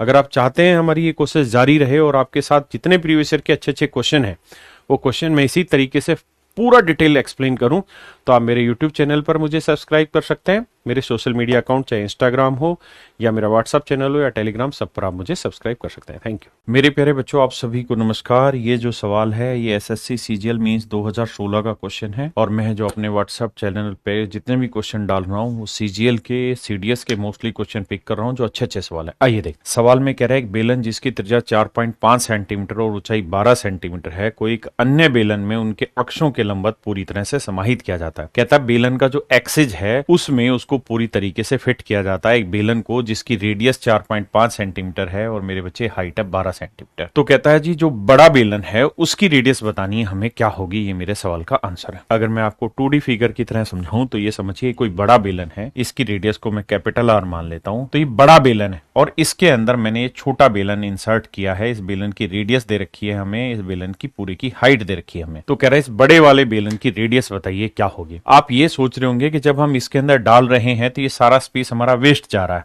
नहीं, ऐसा नहीं है। बेसिकली क्या होता है कि जब गोलाई की चीजें होती है ना और उसके अंदर हम कोई चीज फिट करते हैं तो ये बेलन इसके इन किनारों को टच कर रहा होगा। हाँ है ना, इन किनारों को टच कर रहा होगा सारों को। मेरी बात समझ रहे हैं? और ये टॉप वाला हिस्सा आपको खाली रह जाएगा। तो ये जो फिगर आपको दिख रही है, इस फिगर में आप देखेंगे इसके अंदर मेरे प्यारे बच्चों हमने ये बेलन सेट किया हुआ। जब ये बेलन आप सेट करने की तरफ देखेंगे ध्यान से तो ये बिल्कुल इसके बीचों बीच आ रहा होगा। अब इस फिगर को समझने की कोशिश करिए, यहां से आप इसको बहुत अच्छे से रीड कर पाएंगे कि इसके जो कोने हैं मेरे बच्चे, यानी ये कोना इसको टच कर रहा होगा, इसको टच कर रहा होगा, ऐसे एक कोना इसको टच कर रहा होगा, एक कोना इसको टच कर रहा होगा मेरे बच्चे। हाँ है ना। और ये स्पेस हमेशा ही खाली रह जाएगा ऊपर वाला, क्योंकि ऊपर से गोल है और ये फ्लैट सरफेस है। तो फ्लैट सरफेस और गोल सरफेस एक दूसरे को कैसे पूरी तरह टच कर सकते हैं? मेरी बात समझे या नहीं समझे? हाँ है ना, क्या मेरी बात समझ पाए? क्लियर है भाई? तो ये वाला स्पेस ऊपर भी और ये वाला स्पेस मेरे प्यारे बच्चों थोड़ा सा नीचे भी हमेशा ही खाली रहेगा आपको समझने के लिए। अब मेरे बच्चों सवाल ने कहा है कि इस बेलन की जो रेडियस है वो 4.5 सेंटीमीटर और हाइट 12 सेंटीमीटर और ये बिल्कुल बीचों बीच रखा जाएगा। इसका मतलब ये लेंथ कितनी होगी इसकी मेरे बच्चे? 6 सेंटीमीटर। ये लेंथ होगी 6 सेंटीमीटर और ये जो कोना होगा ना, ये कोना टकरा रहा होगा बेलन से, ये कोना टकरा रहा होगा बेलन से। तो ये वाली जो होगी ये बड़े वाले बेलन की रेडियस होगी मेरे प्यारे बच्चों, ये होगी बड़े वाले बेलन की रेडियस। ये मेरे प्यारे बच्चों जो सेंटर पॉइंट है ये वाला, क्योंकि हमें तो इसकी हाइट दे रखी थी 12, आपने कहा जी सही है 12 है, तो ये वाली हाइट क्या हो गई? 6। ये वाली लेंथ दे रखी 4.5, बिल्कुल। और मेरे बच्चे ये बिल्कुल सेंटर में रखा होगा, तो सेंटर से ये बेलन का कोना है या बेलन का कोई भी सरफेस है जिसको टच कर रहा है, तो ये क्या कहलाएगी? बेलन की रेडियस। ये क्या कहलाएगी? बेलन की रेडियस। बस यही मेन पॉइंट था जो आपको समझना था और इस सवाल में कुछ है ही नहीं समझने का खास। तो ये बेलन की रेडियस होगी। ये राइट एंगल ट्रायंगल तैयार कर रहा होगा। देखिए यार, अगर मैं स्टूडेंट हूं तो मुझे ये बात पता है कि ये 4.5 है, ये 6 है। राइट एंगल ट्रायंगल में सबसे बड़ी साइड हाइपोटेन्यूस होती है, तो जो बेलन की रेडियस है वो 6 और 4.5 दोनों से ही बड़ी होगी। तो एक काम तो था मेरे बच्चे ऑप्शन से सोल्व करने का क्वेश्चन को कि 6 और 4.5 से बड़ा मेरा आंसर होना चाहिए। तो 5 मेरा आंसर किसी भी हालत में नहीं हो सकता, 6 मेरा आंसर किसी हालत में नहीं हो सकता, 15 या 7.5 में से मेरा कोई एक आंसर होगा। 15 आप भी जान रहे हैं, 6 और 4.5 से 15 बनेगा नहीं किसी भी हालत में। क्यों? क्योंकि अगर किसी ट्रायंगल की एक साइड 6 है और एक साइड 4.5 है तो ये साइड हर हाल में इन दोनों के जोड़ से तो छोटी होगी ही होगी। तो 6 4 10.5 से तो छोटी होगी, तो ये संभव नहीं। तो बचा क्या? Option D. अगर हमें इस सवाल को प्रैक्टिकली पूरा सोल्व करना है मेरे बच्चे, यहाँ पे कि आपको ट्रिपलेट फॉलो करना पड़ेगा या फिर पाइथागोरस थ्योरम। तो भाई 4.5 और 6 के रेशियो निकाल लीजिए, कुछ बन रहा है तो आप कहेंगे हाँ सर पॉइंट हटाएंगे बटे 10 यहां आ जाएगा, 15 चौको 60, 15 थी 45, यानी 3 4 5 ट्रिपलेट बनने लग रहा है। 3 का 1.5 गुना है, 4 का भी 1.5 गुना था, 6, तो मतलब 3 4 5, तो ये वैल्यू होगी 5। अगर ये वैल्यू 3 है, ये वाली वैल्यू 4 है, तो ये 5 होगी। तो ये 3 का 1.5 गुना था, ये 4 का 1.5 गुना था, तो 5 का 1.5 गुना मतलब 5 का आधा 2.5, 5 में 2.5 जोड़ेंगे तो 7.5। तो इसका मतलब मेरे बच्चे बड़े वाले बेलन की जो रेडियस होगी वो कितनी होगी, 7.5। मेरे प्यारे बच्चों, आप सभी को नमस्कार। मैं करा रहा हूँ क्वेश्चन एसएससी सीजीएल मींस 2020 का। सवाल कह रहा है from a solid cylindrical wooden block of height this and this. Height 18 centimetre है, रेडियस 7 सेंटीमीटर है मेरे भाई, यानी ये हाइट 18 सेंटीमीटर है और कहता है रेडियस है 7.5 सेंटीमीटर। कहता है इतने सेंटीमीटर रेडियस और इस हाइट की एक कोनिकल कैविटी हमने इसे ड्रिल्ड आउट कर दी, मतलब इसके अंदर से एक शंक्वाकार खांचा इस तरह से ड्रिल मशीन ने काट के बाहर निकाल दिया। अब कह रहा है कि जो सॉलिड बच गया है, शेष ठोस का कुल पृष्ठीय क्षेत्रफल ज्ञात करना, और जो कोनिकल कैविटी काटी है उसकी बेस रेडियस और हाइट वही है जो सिलेंडर। ये हमारा सवाल। तो मेरे प्यारे बच्चों, सबसे पहले ये देख लीजिए कि टोटल सरफेस एरिया में क्या क्या चीजें शामिल कर। सबसे पहली बात तो ये कि जब आप इसके अंदर से कोनिकल कैविटी ड्रिल्ड आउट करेंगे, ये फोटो में आपको दिखाई दे रहा होगा कोनिकल कैविटी ड्रिल्ड आउट कर रहे हैं, तो बाहर से तो पूरे का पूरा सॉलिड होगा, क्योंकि कोनिकल कैविटी तो हमने अंदर से ड्रिल आउट की है। अगर हमने अंदर से ड्रिल्ड आउट किए मेरे बच्चों, तो बाहर से तो जैसा था वैसा ही रहना है, हाँ है ना। तो बाहर से तो इसका मतलब कुल मिला के क्या रहना मेरे बच्चों, बाहर से तो सॉलिड सिलेंडर ही रहेगा, बाहर से तो सॉलिड सिलेंडर ही रहेगा। और मेरे बच्चों, सॉलिड सिलेंडर का जो सरफेस एरिया होगा वो क्या हो जाएगा, 2πr, ये हो जाएगा सरफेस एरिया। क्लियर है मेरे बच्चों, बिल्कुल सही है। अब और हमें क्या क्या लेना है भाई, इस तरफ से हमने कोनिकल कैविटी ड्रिल्ड आउट कर दी और करके हमने बाहर निकाल के रख दी, हाँ है ना। लेकिन एक तरफ से तो हमने निकाली, लेकिन दूसरी तरफ तो मेरे बच्चे अगर आप ध्यान देंगे, दूसरी तरफ तो पूरे का पूरा ठोस हिस्सा है ना भाई। इधर से तो हमने निकाल दी, लेकिन ये वाला तो पूरे का पूरा ठोस हिस्सा होगा ना, ये वाला तो पूरा ठोस हिस्सा होगा। ये वाला जो सर्कल है ये तो पूरा ठोस होगा, क्योंकि यहां से तो एक पिन पॉइंट से निकली होगी, कोनिकल कैविटी तो दूसरे फेस से निकालेंगे। तो मेरे प्यारे बच्चों, हमें इस सर्कल का भी एरिया निकालना होगा, बिल्कुल सही बात है, इस सर्कल का भी एरिया निकालना है। ठीक है जी, 2 चीजें निकाल दी। और सर ये देखिए, अगर मैं इससे ये कोनिकल कैविटी बाहर निकाल दूं, जैसे बाहर निकल गई, जब हम इस कोनिकल कैविटी को बाहर निकाल देते हैं तो आपने देखा होगा अंदर एक शंक्वाकार खांचा बन गया। तो शंक्वाकार खांचे का भी तो हम सरफेस एरिया निकाल सकते हैं मेरे बच्चों, उस शंक्वाकार खांचे का भी तो सरफेस एरिया निकाल सकते हैं हम। यानी ये वाला जो सारा एरिया बच गया, ये अंदर तक का, ये इसके नीचे नीचे तक का, यहाँ तक का, इस सारे सरफेस को भी तो हम टच कर पा रहे हैं। तो अगर इन सबको टच कर पा रहे हैं मेरे प्यारे बच्चों, तो इसका भी सरफेस एरिया हमें लेना होगा। तो इसका सरफेस एरिया क्या रहता है, कोन का, πrl। यानी अगर हम किसी सिलेंडर से कोई कोनिकल कैविटी ड्रिल्ड आउट करते तो 3 एरिया निकालने होंगे। एक एरिया तो इस सिलेंडर का कर्व्ड सरफेस एरिया 2πrh, एक इस कोन का कर्व्ड सरफेस एरिया πrl, और एक इस सिलेंडर का वो वाला फेस जिससे कोई इंपैक्ट नहीं पड़ा, यानी पूरे का पूरा सरफेस वो दिखाई दे रहा है, वो होगा πr²। तो मेरे प्यारे बच्चों, जब हम इसका टोटल सरफेस एरिया निकाल रहे होंगे तो 3 चीजें जोड़ेंगे। पहली चीज, बेलन का curved surface area 2πrh। Second, cone का सरफेस एरिया, कोन का सरफेस एरिया होता है कर्व्ड सरफेस एरिया πrl। और मेरे बच्चे क्या, तीसरा नीचे वाला फेस जो पूरे का पूरा सॉलिड है, तो इस पूरे सॉलिड का निकालेंगे तो आएगा πr²। अब मेरे बच्चों, यहां से क्या कॉमन आ रहा है, तो आप कहेंगे सर पाई और r कॉमन आ रहा है, तो यहां बचेगा 2h, यहां बचेगा l और यहां बचेगा r। अब मेरे बच्चों ध्यान दीजिए, हाइट है 18, रेडियस है 7.5, स्लेंट हाइट निकालनी है। मेरे बच्चों कुछ नहीं करो, आप इनका रेशियो निकाल लो और रेशियो से मदद मिल जाएगी। जैसे 7.5 और 18 का रेशियो निकालोगे तो आप जानते हैं डेसिमल हटाएंगे बटे 10 इधर कर दो, तो 15 75, 15 12 180, यानी 5 12 13। तो ये साइड 5 है तो ये साइड 12 है, तो ये क्या होगी 13। 5 12 13 ट्रिपलेट है, तो 5 का 1.5 गुना, 12 का 1.5 गुना, 13 का 1.5 गुना, 13 का आधा होगा कितना, 6.5, जोड़ेंगे तो 19.5। तो मेरे प्यारे बच्चों, इसकी स्लेंट हाइट आ जाएगी 19.5। तो पाई तो पाई में रहने दीजिए। रेडियस कितनी है 7.5, हाइट कितनी है भैया 18, लेटरल हाइट कितनी है जी 19.5, और रेडियस कितनी है मेरे बच्चों 7.5। सोल्व कर देंगे, हमारा आंसर। अब मेरे बच्चों एक बात बताइए, जब आप सोल्व कर रहे होंगे तो पूरा सोल्व मत करिए, आपके पास ऑप्शन भी है। बस इतना समझिए कि पाई इंटू 7.5, आंसर सारे पाई में थे, इसे सोल्व करेंगे 36 आया। इन दोनों को सोल्व करोगे तो 20 और 7 27 आया, तो यह आया 36 जमा 27, यानी मल्टीप्लाई करोगे तो पाई इंटू 7.5 इंटू 63। इतनी बेसिक कैलकुलेशन है। अब आप देखिए कि आपको ऑप्शन क्या दिए हुए। तो मेरे बच्चे ध्यान से देखोगे तो 4 ऑप्शन है, ये बिना पॉइंट के हैं, इसमें 0.25 है, इसमें 0.25 और इसमें 0.5। अब एक बात सोच के बताइए कि अगर आंसर सारे ही पाई में है, अगर आंसर सारे ही पाई में है और ये मेरे प्यारे बच्चों एक विषम संख्या है, ओड नंबर है, तो किसी भी ओड नंबर को 7.5 से मल्टीप्लाई करेंगे ना तो लास्ट में आंसर में भी 0.5 ही रह जाएगा और कुछ नहीं होगा। तो आपको चेंज नहीं करना, गुना नहीं करना, बस इतनी बेसिक कैलकुलेशन को पकड़ना था कि भाई लास्ट में 0.5 रह जाएगा और 0.5 केवल ऑप्शन डी में दे रखा है, बी और सी में तो 0.25 दे रखा है और ऑप्शन ए इसलिए कट गया क्योंकि ये बिना पॉइंट का है। और जब हम सोल्व कर रहे हैं तो ये वाली वैल्यू हमारी 7.5 बनी। हाँ, अगर इसका जोड़ इवन नंबर होता तो इवन को गुना करके हो सकता आखिर में 0 बन जाए, हाँ है ना इस केस में। लेकिन मेरे प्यारे बच्चों ये ओड नंबर है और ये 7.5 है, तो 7.5 को ओड से मल्टीप्लाई करेंगे तो यूनिट डिजिट पॉइंट के बाद 5 ही रहे। देखिए मेरे प्यारे बच्चों, ये सवाल है सीडीएस 2018, लेकिन विश्वास मानिए सीडीएस 2018 में ही नहीं, एसएससी सीजीएल में भी ये क्वेश्चन पूछा जा चुका है, एनडीए में भी ये क्वेश्चन पूछा जा चुका है। ये सबसे हॉट क्वेश्चन आज के टाइम में, और हो सकता है आपके आने वाले एग्जाम में क्वेश्चन डायरेक्ट मिल जाए। मेरे प्यारे बच्चों, सवाल में कह रहा है 2x ऊंचाई वाला एक बेलन है और 2x ऊंचाई का ही एक गोला है। गोले के अंदर हमने बेलन को डाल रखा है, तो गोले और बेलन दोनों के पृष्ठीय क्षेत्रफलों का अनुपात ज्ञात करना है। देखिए यार, 3D फिगर के थ्रू आपको समझाने की कोशिश करता हूं। मेरे प्यारे बच्चों, ध्यान पहली बात पे ये देना कि ये मेरे बच्चे गोले और बेलन दोनों का ही सेंटर होगा पक्का। तो यहां से ये जो डिस्टेंस होगी ना, ये गोले की रेडियस होगी, और यहां से यहां का जो ये गैप होगा ये इस बेलन की रेडियस होगी, और ये पूरी हाइट जितनी भी होगी उसकी आधी हाइट होगी ये। तो सारा गेम ही इस ट्रिपलेट के थ्रू सेट होना, और किसी चीज से गेम सेट होना ही नहीं है।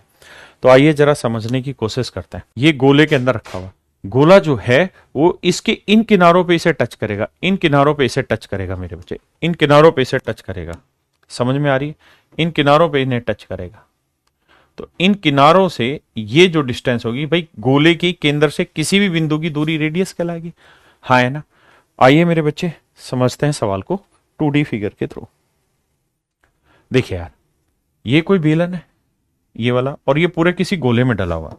तो कहता है भैया गोले की भी रेडियस 2x है, ठीक है जी, और बेलन की भी रेडियस ना, बेलन की हाइट कितनी दे रखी है 2x। तो अगर हाइट 2x है तो ये लेंथ x हो जाएगी। तो मेरे बच्चे ट्रिपलेट लगाओगे राइट एंगल ट्रायंगल का, तो ये साइड निकालोगे तो ये आएगा √3x। आप कहोगे हाँ जी। अब मेरे बच्चे आपके पास रेशियो आ गया, जरूरत क्या है। अब उसने पूछा लेटरल सरफेस एरिया या टोटल सरफेस एरिया, जो मर्जी ले लीजिए। तो मेरे बच्चे सवाल ने हमसे पूछा क्या है, तो हमसे पूछा बेलन का वक्र पृष्ठीय क्षेत्रफल और गोले का पृष्ठीय क्षेत्रफल। तो देखिए यार, बेलन का वक्र पृष्ठीय क्षेत्रफल क्या होगा 2πRh। आर की वैल्यू बेलन की रेडियस कितनी है √3, और हाइट कितनी हो गई 2। आप कहें एक्स क्यों नहीं ले, क्योंकि मुझे रेशियो की जरूरत थी, मुझे एक्स की जरूरत ही नहीं थी। और बेलन का वक्र, इसका गोले का क्या हो गया 4πr²। आर की वैल्यू बेलन की रेडियस कितनी मेरे बच्चे 2x यानी 2, तो 2 का स्क्वायर 4। आइए मेरे भाई सोल्व करते हैं। 4 से पाई काटा, 2 दूनी 4 से 4 काटा, तो आंसर आया √3:4। मेरे प्यारे बच्चों, आप सभी को नमस्कार। ये सवाल है सीडीएस 2022 पेपर फर्स्ट का, बहुत ही जबरदस्त सवाल है। कहता है 14 सेंटीमीटर भुजा वाले घनाभाकार ढांचे के ऊपर 7 सेंटीमीटर त्रिज्या वाला एक अर्धगोला रखा गया है। इस प्रकार बनी आकृति का कुल पृष्ठीय क्षेत्रफल ज्ञात करना है, टोटल सरफेस एरिया निकालना है पूरी फिगर का। मैं 3D फिगर के थ्रू समझाने की कोशिश करता हूँ। मेरे प्यारे बच्चों, अगर आप ध्यान दे रहे होंगे इसमें, तो आपको ये दिखाई दे रहा होगा कि कुल मिला के 5 सरफेस आपको दिखाई दे रहे होंगे साफ सुथरे से। एक सरफेस तो ये नीचे वाला, एक सरफेस तो नीचे वाला, उसका 2, 3, 4 और ये 5 सरफेस है। भाई कोई भी क्यूब होता है तो 4 तो उसकी दीवारें होती हैं, एक उसका बॉटम होता है और एक उसका टॉप होता है। तो मैं कह रहा हूं 4 दीवारें तो ये हो गई, एक बॉटम हो गया, तो 5 फेस तो साफ साफ दिखाई दे रहे हैं, और हर एक उसकी साइड की लेंथ कितनी दे रखी 14 सेंटीमीटर। तो मेरे बच्चों, अगर हर एक की लेंथ 14 सेंटीमीटर होगी, हर एक फेस की लेंथ 14 सेंटीमीटर होगी मेरे बच्चों, तो इन हर एक फेस का जो सरफेस एरिया है वो बड़ी आसानी से निकल जाएगा, क्योंकि हर एक फेस क्या रहता है, स्क्वायर नुमा शेप होता है ना। और 5 फेसेज हुए तो 5 फेसेज का सरफेस एरिया हो जाएगा 5 A²। बिल्कुल सही है, 5 A² बच जाएगा। अब मेरे बच्चों बचा क्या, तो सर बचा वो हिस्सा जो इसके ऊपर वाला है, यानी ये वाला। अगर आप ध्यान से देख रहे हो तो ये वाला हिस्सा बचा सर। अब एक तो ये गोले का सरफेस एरिया आपको निकालना है, दूसरा सर जी ये वाला जो हिस्सा है इसको भी तो देख पा रहे हो ना आप, तो इस वाले हिस्से का भी एरिया निकालना होगा, इस वाले हिस्से का भी एरिया निकालना होगा, इस वाले हिस्से का भी एरिया निकालना होगा, इस वाले हिस्से का भी एरिया निकालना होगा। ये मेरे प्यारे बच्चों मेरा टोटल सरफेस एरिया बनेगा, और उसके बाद इस गोले का एरिया, उसके बाद मेरे बच्चों इस गोले का एरिया। क्या मेरी बात समझ पाए? इस गोले का एरिया, तो ये आधा गोला है, तो आधे गोले का सरफेस एरिया क्या होता है भाई? पूरे गोले का सरफेस एरिया होता है 4 पाई आर स्क्वायर, तो आधे गोले का सरफेस एरिया आ जाएगा 2 पाई आर स्क्वायर। तो मेरे प्यारे बच्चों सबसे पहले तो करेंगे 5 ए स्क्वायर, 5 दीवारों का एरिया, तो वो हो जाएगा 5, ए की वैल्यू है 14, प्लस सबसे ऊपर एक अर्धगोला दिखाई दे रहा है, अर्धगोले का एरिया, अर्धगोले का एरिया क्या होगा सर? वो हो जाएगा 2 पाई आर स्क्वायर। और मेरे बच्चे, अब मेरे बच्चे जब इसके ऊपर आप गोला रख रहे होंगे, तो जो मैंने येलो कलर में निशान लगाए थे ये वाले, तो ये वाले सारे सरफेस भी तो रह गए, इन वाले सरफेस का भी तो एरिया निकालना है। तो इन वाले सरफेस के एरिया कैसे निकलेगा? तो भैया पूरे स्क्वायर के एरिया से सर्कल के एरिया घटा दो, तो पूरे स्क्वायर के एरिया होगा 14 का वर्ग, माइनस सर्कल के एरिया होगा पाई आर स्क्वायर, तो पाई की वैल्यू मेरे भाई 22/7, आर की वैल्यू 7, 7 का वर्ग यानी 7 गुना 7, तो 14 का वर्ग 196, 7 से 7 काटा, यह आया 154, तो मेरे बच्चे 6 में 4 गया 2, 9 में 5 गया 4, तो 42 आया। यानी ये वाला जो हिस्सा आया मेरे बच्चे, इस वाले हिस्से का जो एरिया आया, कौन से वाले हिस्से का मेरे बाबू? ये वाले हिस्से का जो एरिया आया, ये वाले हिस्से का जो एरिया निकाला हमने, ये वाला हिस्सा, ये वाला हिस्से का जो एरिया आया, क्योंकि ये हिस्सा भी तो दिखाई दे रहा, बाकी हिस्सा तो इस इसने हेमिस्फीयर ने घेर लिया, लेकिन ये हिस्सा दिखाई दे रहा था, इस हिस्से का एरिया कितना है मेरे बच्चे? 42। तो ये एरिया आ गया 42, पक्का? तो मेरे बच्चे उस वाले हिस्से का एरिया आ गया 42। अब जरा सोल्व करते हैं, तो 2 पाई की वैल्यू 22/7, हेमिस्फीयर की रेडियस है 7, 7 का वर्ग 7 गुना 7 जमा 42। हाँ जी, अब मेरे बच्चों यूनिट डिजिट पकड़ने की कोशिश करते हैं। 14 का वर्ग 196, 6 पंजे 30, यूनिट डिजिट आया 0, लेकिन हाँ आपके पास सारे ही 6 आ रखे हैं, आखिरी के 3 ऑप्शन तो मिलाना मुश्किल हो जाएगा। तो अगर तीनों ऑप्शन के लास्ट डिजिट 6 हैं, तो अगर 6 में यूनिट डिजिट आया तब तो दिक्कत है, लेकिन मेरे भाई अगर 0 में यूनिट डिजिट आया तो छटाक से आपका आंसर आ जाएगा, तो इसका यूनिट डिजिट आएगा 0। यहां देखें तो भैया 2 दूनी 4, 4 7 28, इसका यूनिट डिजिट आया 8, और मेरे भाई इसका यूनिट डिजिट 2, 2 और 8 10, 0 यूनिट डिजिट है, यानी ऑप्शन ए मेरा एब्सोल्यूट करेक्ट आंसर है। मेरे प्यारे बच्चों आप सभी को नमस्कार। ये जो सवाल है ये सबसे हॉट क्वेश्चन आज के टाइम में, सबसे ज्यादा चर्चित है, और आने वाले एग्जाम में मींस में आपको देखने को मिल सकता है अगर पेपर का लेवल थोड़ा भी अच्छा रखा जाए तो। मेरे नन्हे मुन्ने बच्चों, क्वेश्चन में कह रहा है एक टॉर्च है 3 फीट व्यास के गोले के केंद्र से 5 फीट दूरी पर रखी गई है, यानी गेंद है जिसका डायमीटर 3 फीट है, और उसके सेंटर से 5 फीट की दूरी पर हमने एक टॉर्च रखी हुई है, और टॉर्च से लाइट पड़ी, तो जितने हिस्से पे लाइट पड़ी उस हिस्से का क्या निकालना, हमने सरफेस एरिया निकाल के बताना, ये हमारा सवाल है। पहले 3D फिगर से समझाता हूं मेरे बच्चों, ध्यान देना यहां पर। अगर आप देख पा रहे हैं तो ये मेरे प्यारे बच्चों एक टॉर्च है, और इस टॉर्च से हमने लाइट डाली इस गेंद के ऊपर। तो जब लाइट डालेंगे तो इसके बिल्कुल आधे हिस्से पे लाइट नहीं आएगी, कभी आप सोचो यहां से यहां तक की लाइट आएगी, नहीं, कुछ ही हिस्से पे लाइट जाएगी, कुछ ही हिस्से पे मेरे बच्चों लाइट जाएगी। तो जितने हिस्से पे लाइट पड़ेगी उस हिस्से का सरफेस एरिया आपको फाइंड आउट करना है। ये टॉर्च की कहानी आपको बहुत अच्छे से समझ में आ गई होगी कि हम इस तरह से टॉर्च मारना चाह रहे हैं यहां से, और इसके ऊपर लाइट का रिफ्लेक्शन लेना चाह रहे हैं। मेरे प्यारे बच्चों ध्यान देना, जब आप इस पे लाइट का रिफ्लेक्शन मारेंगे, ये गेंद आप देखेंगे इस पे लाइट का रिफ्लेक्शन मार रहे हैं, जो इसका लाइट का रिफ्लेक्शन आप देख रहे हैं, मैं एग्जैक्टली आपको ये कहना चाहता हूं कि कोई बच्चा ये ना समझे कि लाइट का रिफ्लेक्शन बिल्कुल डायमीटर पे आएगा, ना, डायमीटर पे नहीं आएगा, उसके अंदर वाले हिस्से तक ही उसका रिफ्लेक्शन रह जाएगा, लाइट का डायमीटर तक उसका रिफ्लेक्शन नहीं आएगा, ये मैं एग्जैक्टली आपको कहना चाह रहा हूं। इस टॉर्च से जिस हिस्से से लाइट पड़ रही, जितने हिस्से तक लाइट पड़ रही, उतने हिस्से तक का हमें निकालना, सरफेस एरिया निकालना। मैं थोड़ा लाइट इस पे बनाता हूं, कोशिश करता हूं बनाने की। देखिए यार, ये है टॉर्च जहां से आपके ऊपर लाइट डाली जा रही है। जब लाइट डाली तो गोला है ये वाला, तो इसने आधे गोले को नहीं काटा। आप कभी ये सोचें, मैं बस यही इसीलिए 3D फिगर बनवाई कि आप ये गलती ना करें कि इसकी लाइट आधे गोले तक आएगी, नहीं, इसकी लाइट सामने आएगी, फिर धीरे धीरे रिफ्लेक्ट होकर आगे बढ़नी शुरू हो जाएगी। तो इसकी बेसिकली जो लाइट आएगी ना, वो केवल इतने ही गोले पे रह जाएगी, इतने ही गोले पे रह जाएगी, इतने ही गोले तक रह जाएगी इसकी लाइट, केवल इतने गोले तक मेरे प्यारे बच्चों इसकी लाइट रह जाएगी।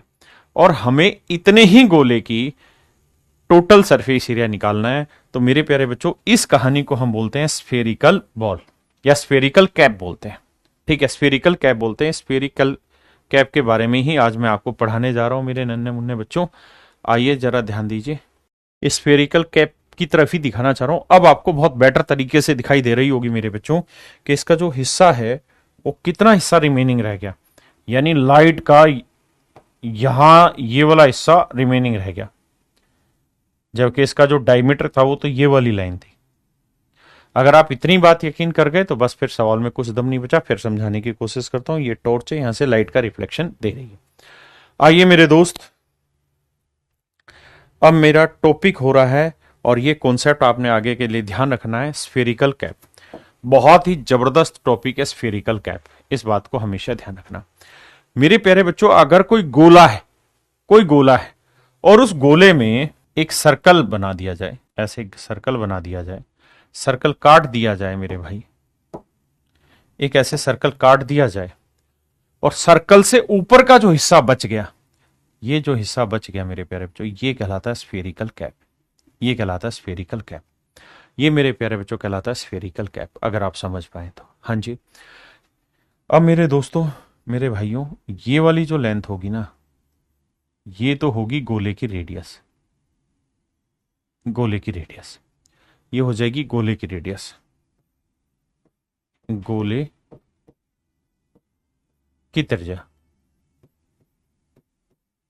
ये हो जाएगी गोले की त्रिज्या। ठीक है जी मेरे प्यारे बच्चों, ये वाली हो जाएगी स्फेरिकल की हाइट, स्फेरिकल कैप की हाइट, क्योंकि कैप यहां से कट रही है। ये 3D फिगर है, थोड़ा सा आप समझिए, 2D में मैं 3D समझाने की कोशिश कर रहा हूं। तो ये वाली जो वैल्यू होगी यहां से यहां तक की, ये जो नागिन मैं बार बार घुमा रहा हूं, ये वाली वैल्यू होगी h। ठीक है जी, ये वाली वैल्यू होगी h। और मेरे प्यारे बच्चों, जो ये यहां से मैंने सर्कल नुमा यानी काटा है, तो ये इसकी जो रेडियस होगी वो होगी a, उसकी रेडियस जो होगी वो होगी a। हमें a की जरूरत नहीं है मेरे प्यारे बच्चों, हमें मोस्टली जो जरूरत पड़ेगी वो h की और इस r की जरूरत पड़ेगी। तो मैं तीनों चारों कहानियों से एक सवाल के थ्रू आपको समझा रहा हूं। आइए, दो फार्मूले आप याद रखिए कि अगर स्फेरिकल कैप दे रखी हो और स्फेरिकल कैप की हाइट दे रखी हो और गोले की रेडियस दे रखी हो, तो वॉल्यूम कैसे निकालते हैं, पाई h²/3 3r - h। Surface area कैसे निकालते हैं, 2πRh। सरफेस एरिया निकालते हैं 2πRh। मैं डायरेक्ट फार्मूले लिखवा रहा हूं, इनका डिटेल में किसी दूसरी वीडियो में पूरा एक्सप्लेन करके आपको समझा दूंगा। अब हम सवाल के थ्रू आते हैं क्वेश्चन पे। अब मेरे प्यारे बच्चों, आइए इस सवाल को मैं डिटेल में समझाता हूं तरीके से। कह रहा है एक टॉर्च 3 फीट व्यास के गोले के केंद्र से कहता है एक गोला है जिसका डायमीटर 3 फीट है। जैसे मान लीजिए मेरे बच्चे, ये कोई गोला है, इस गोले का डायमीटर कितना है, 3 फीट।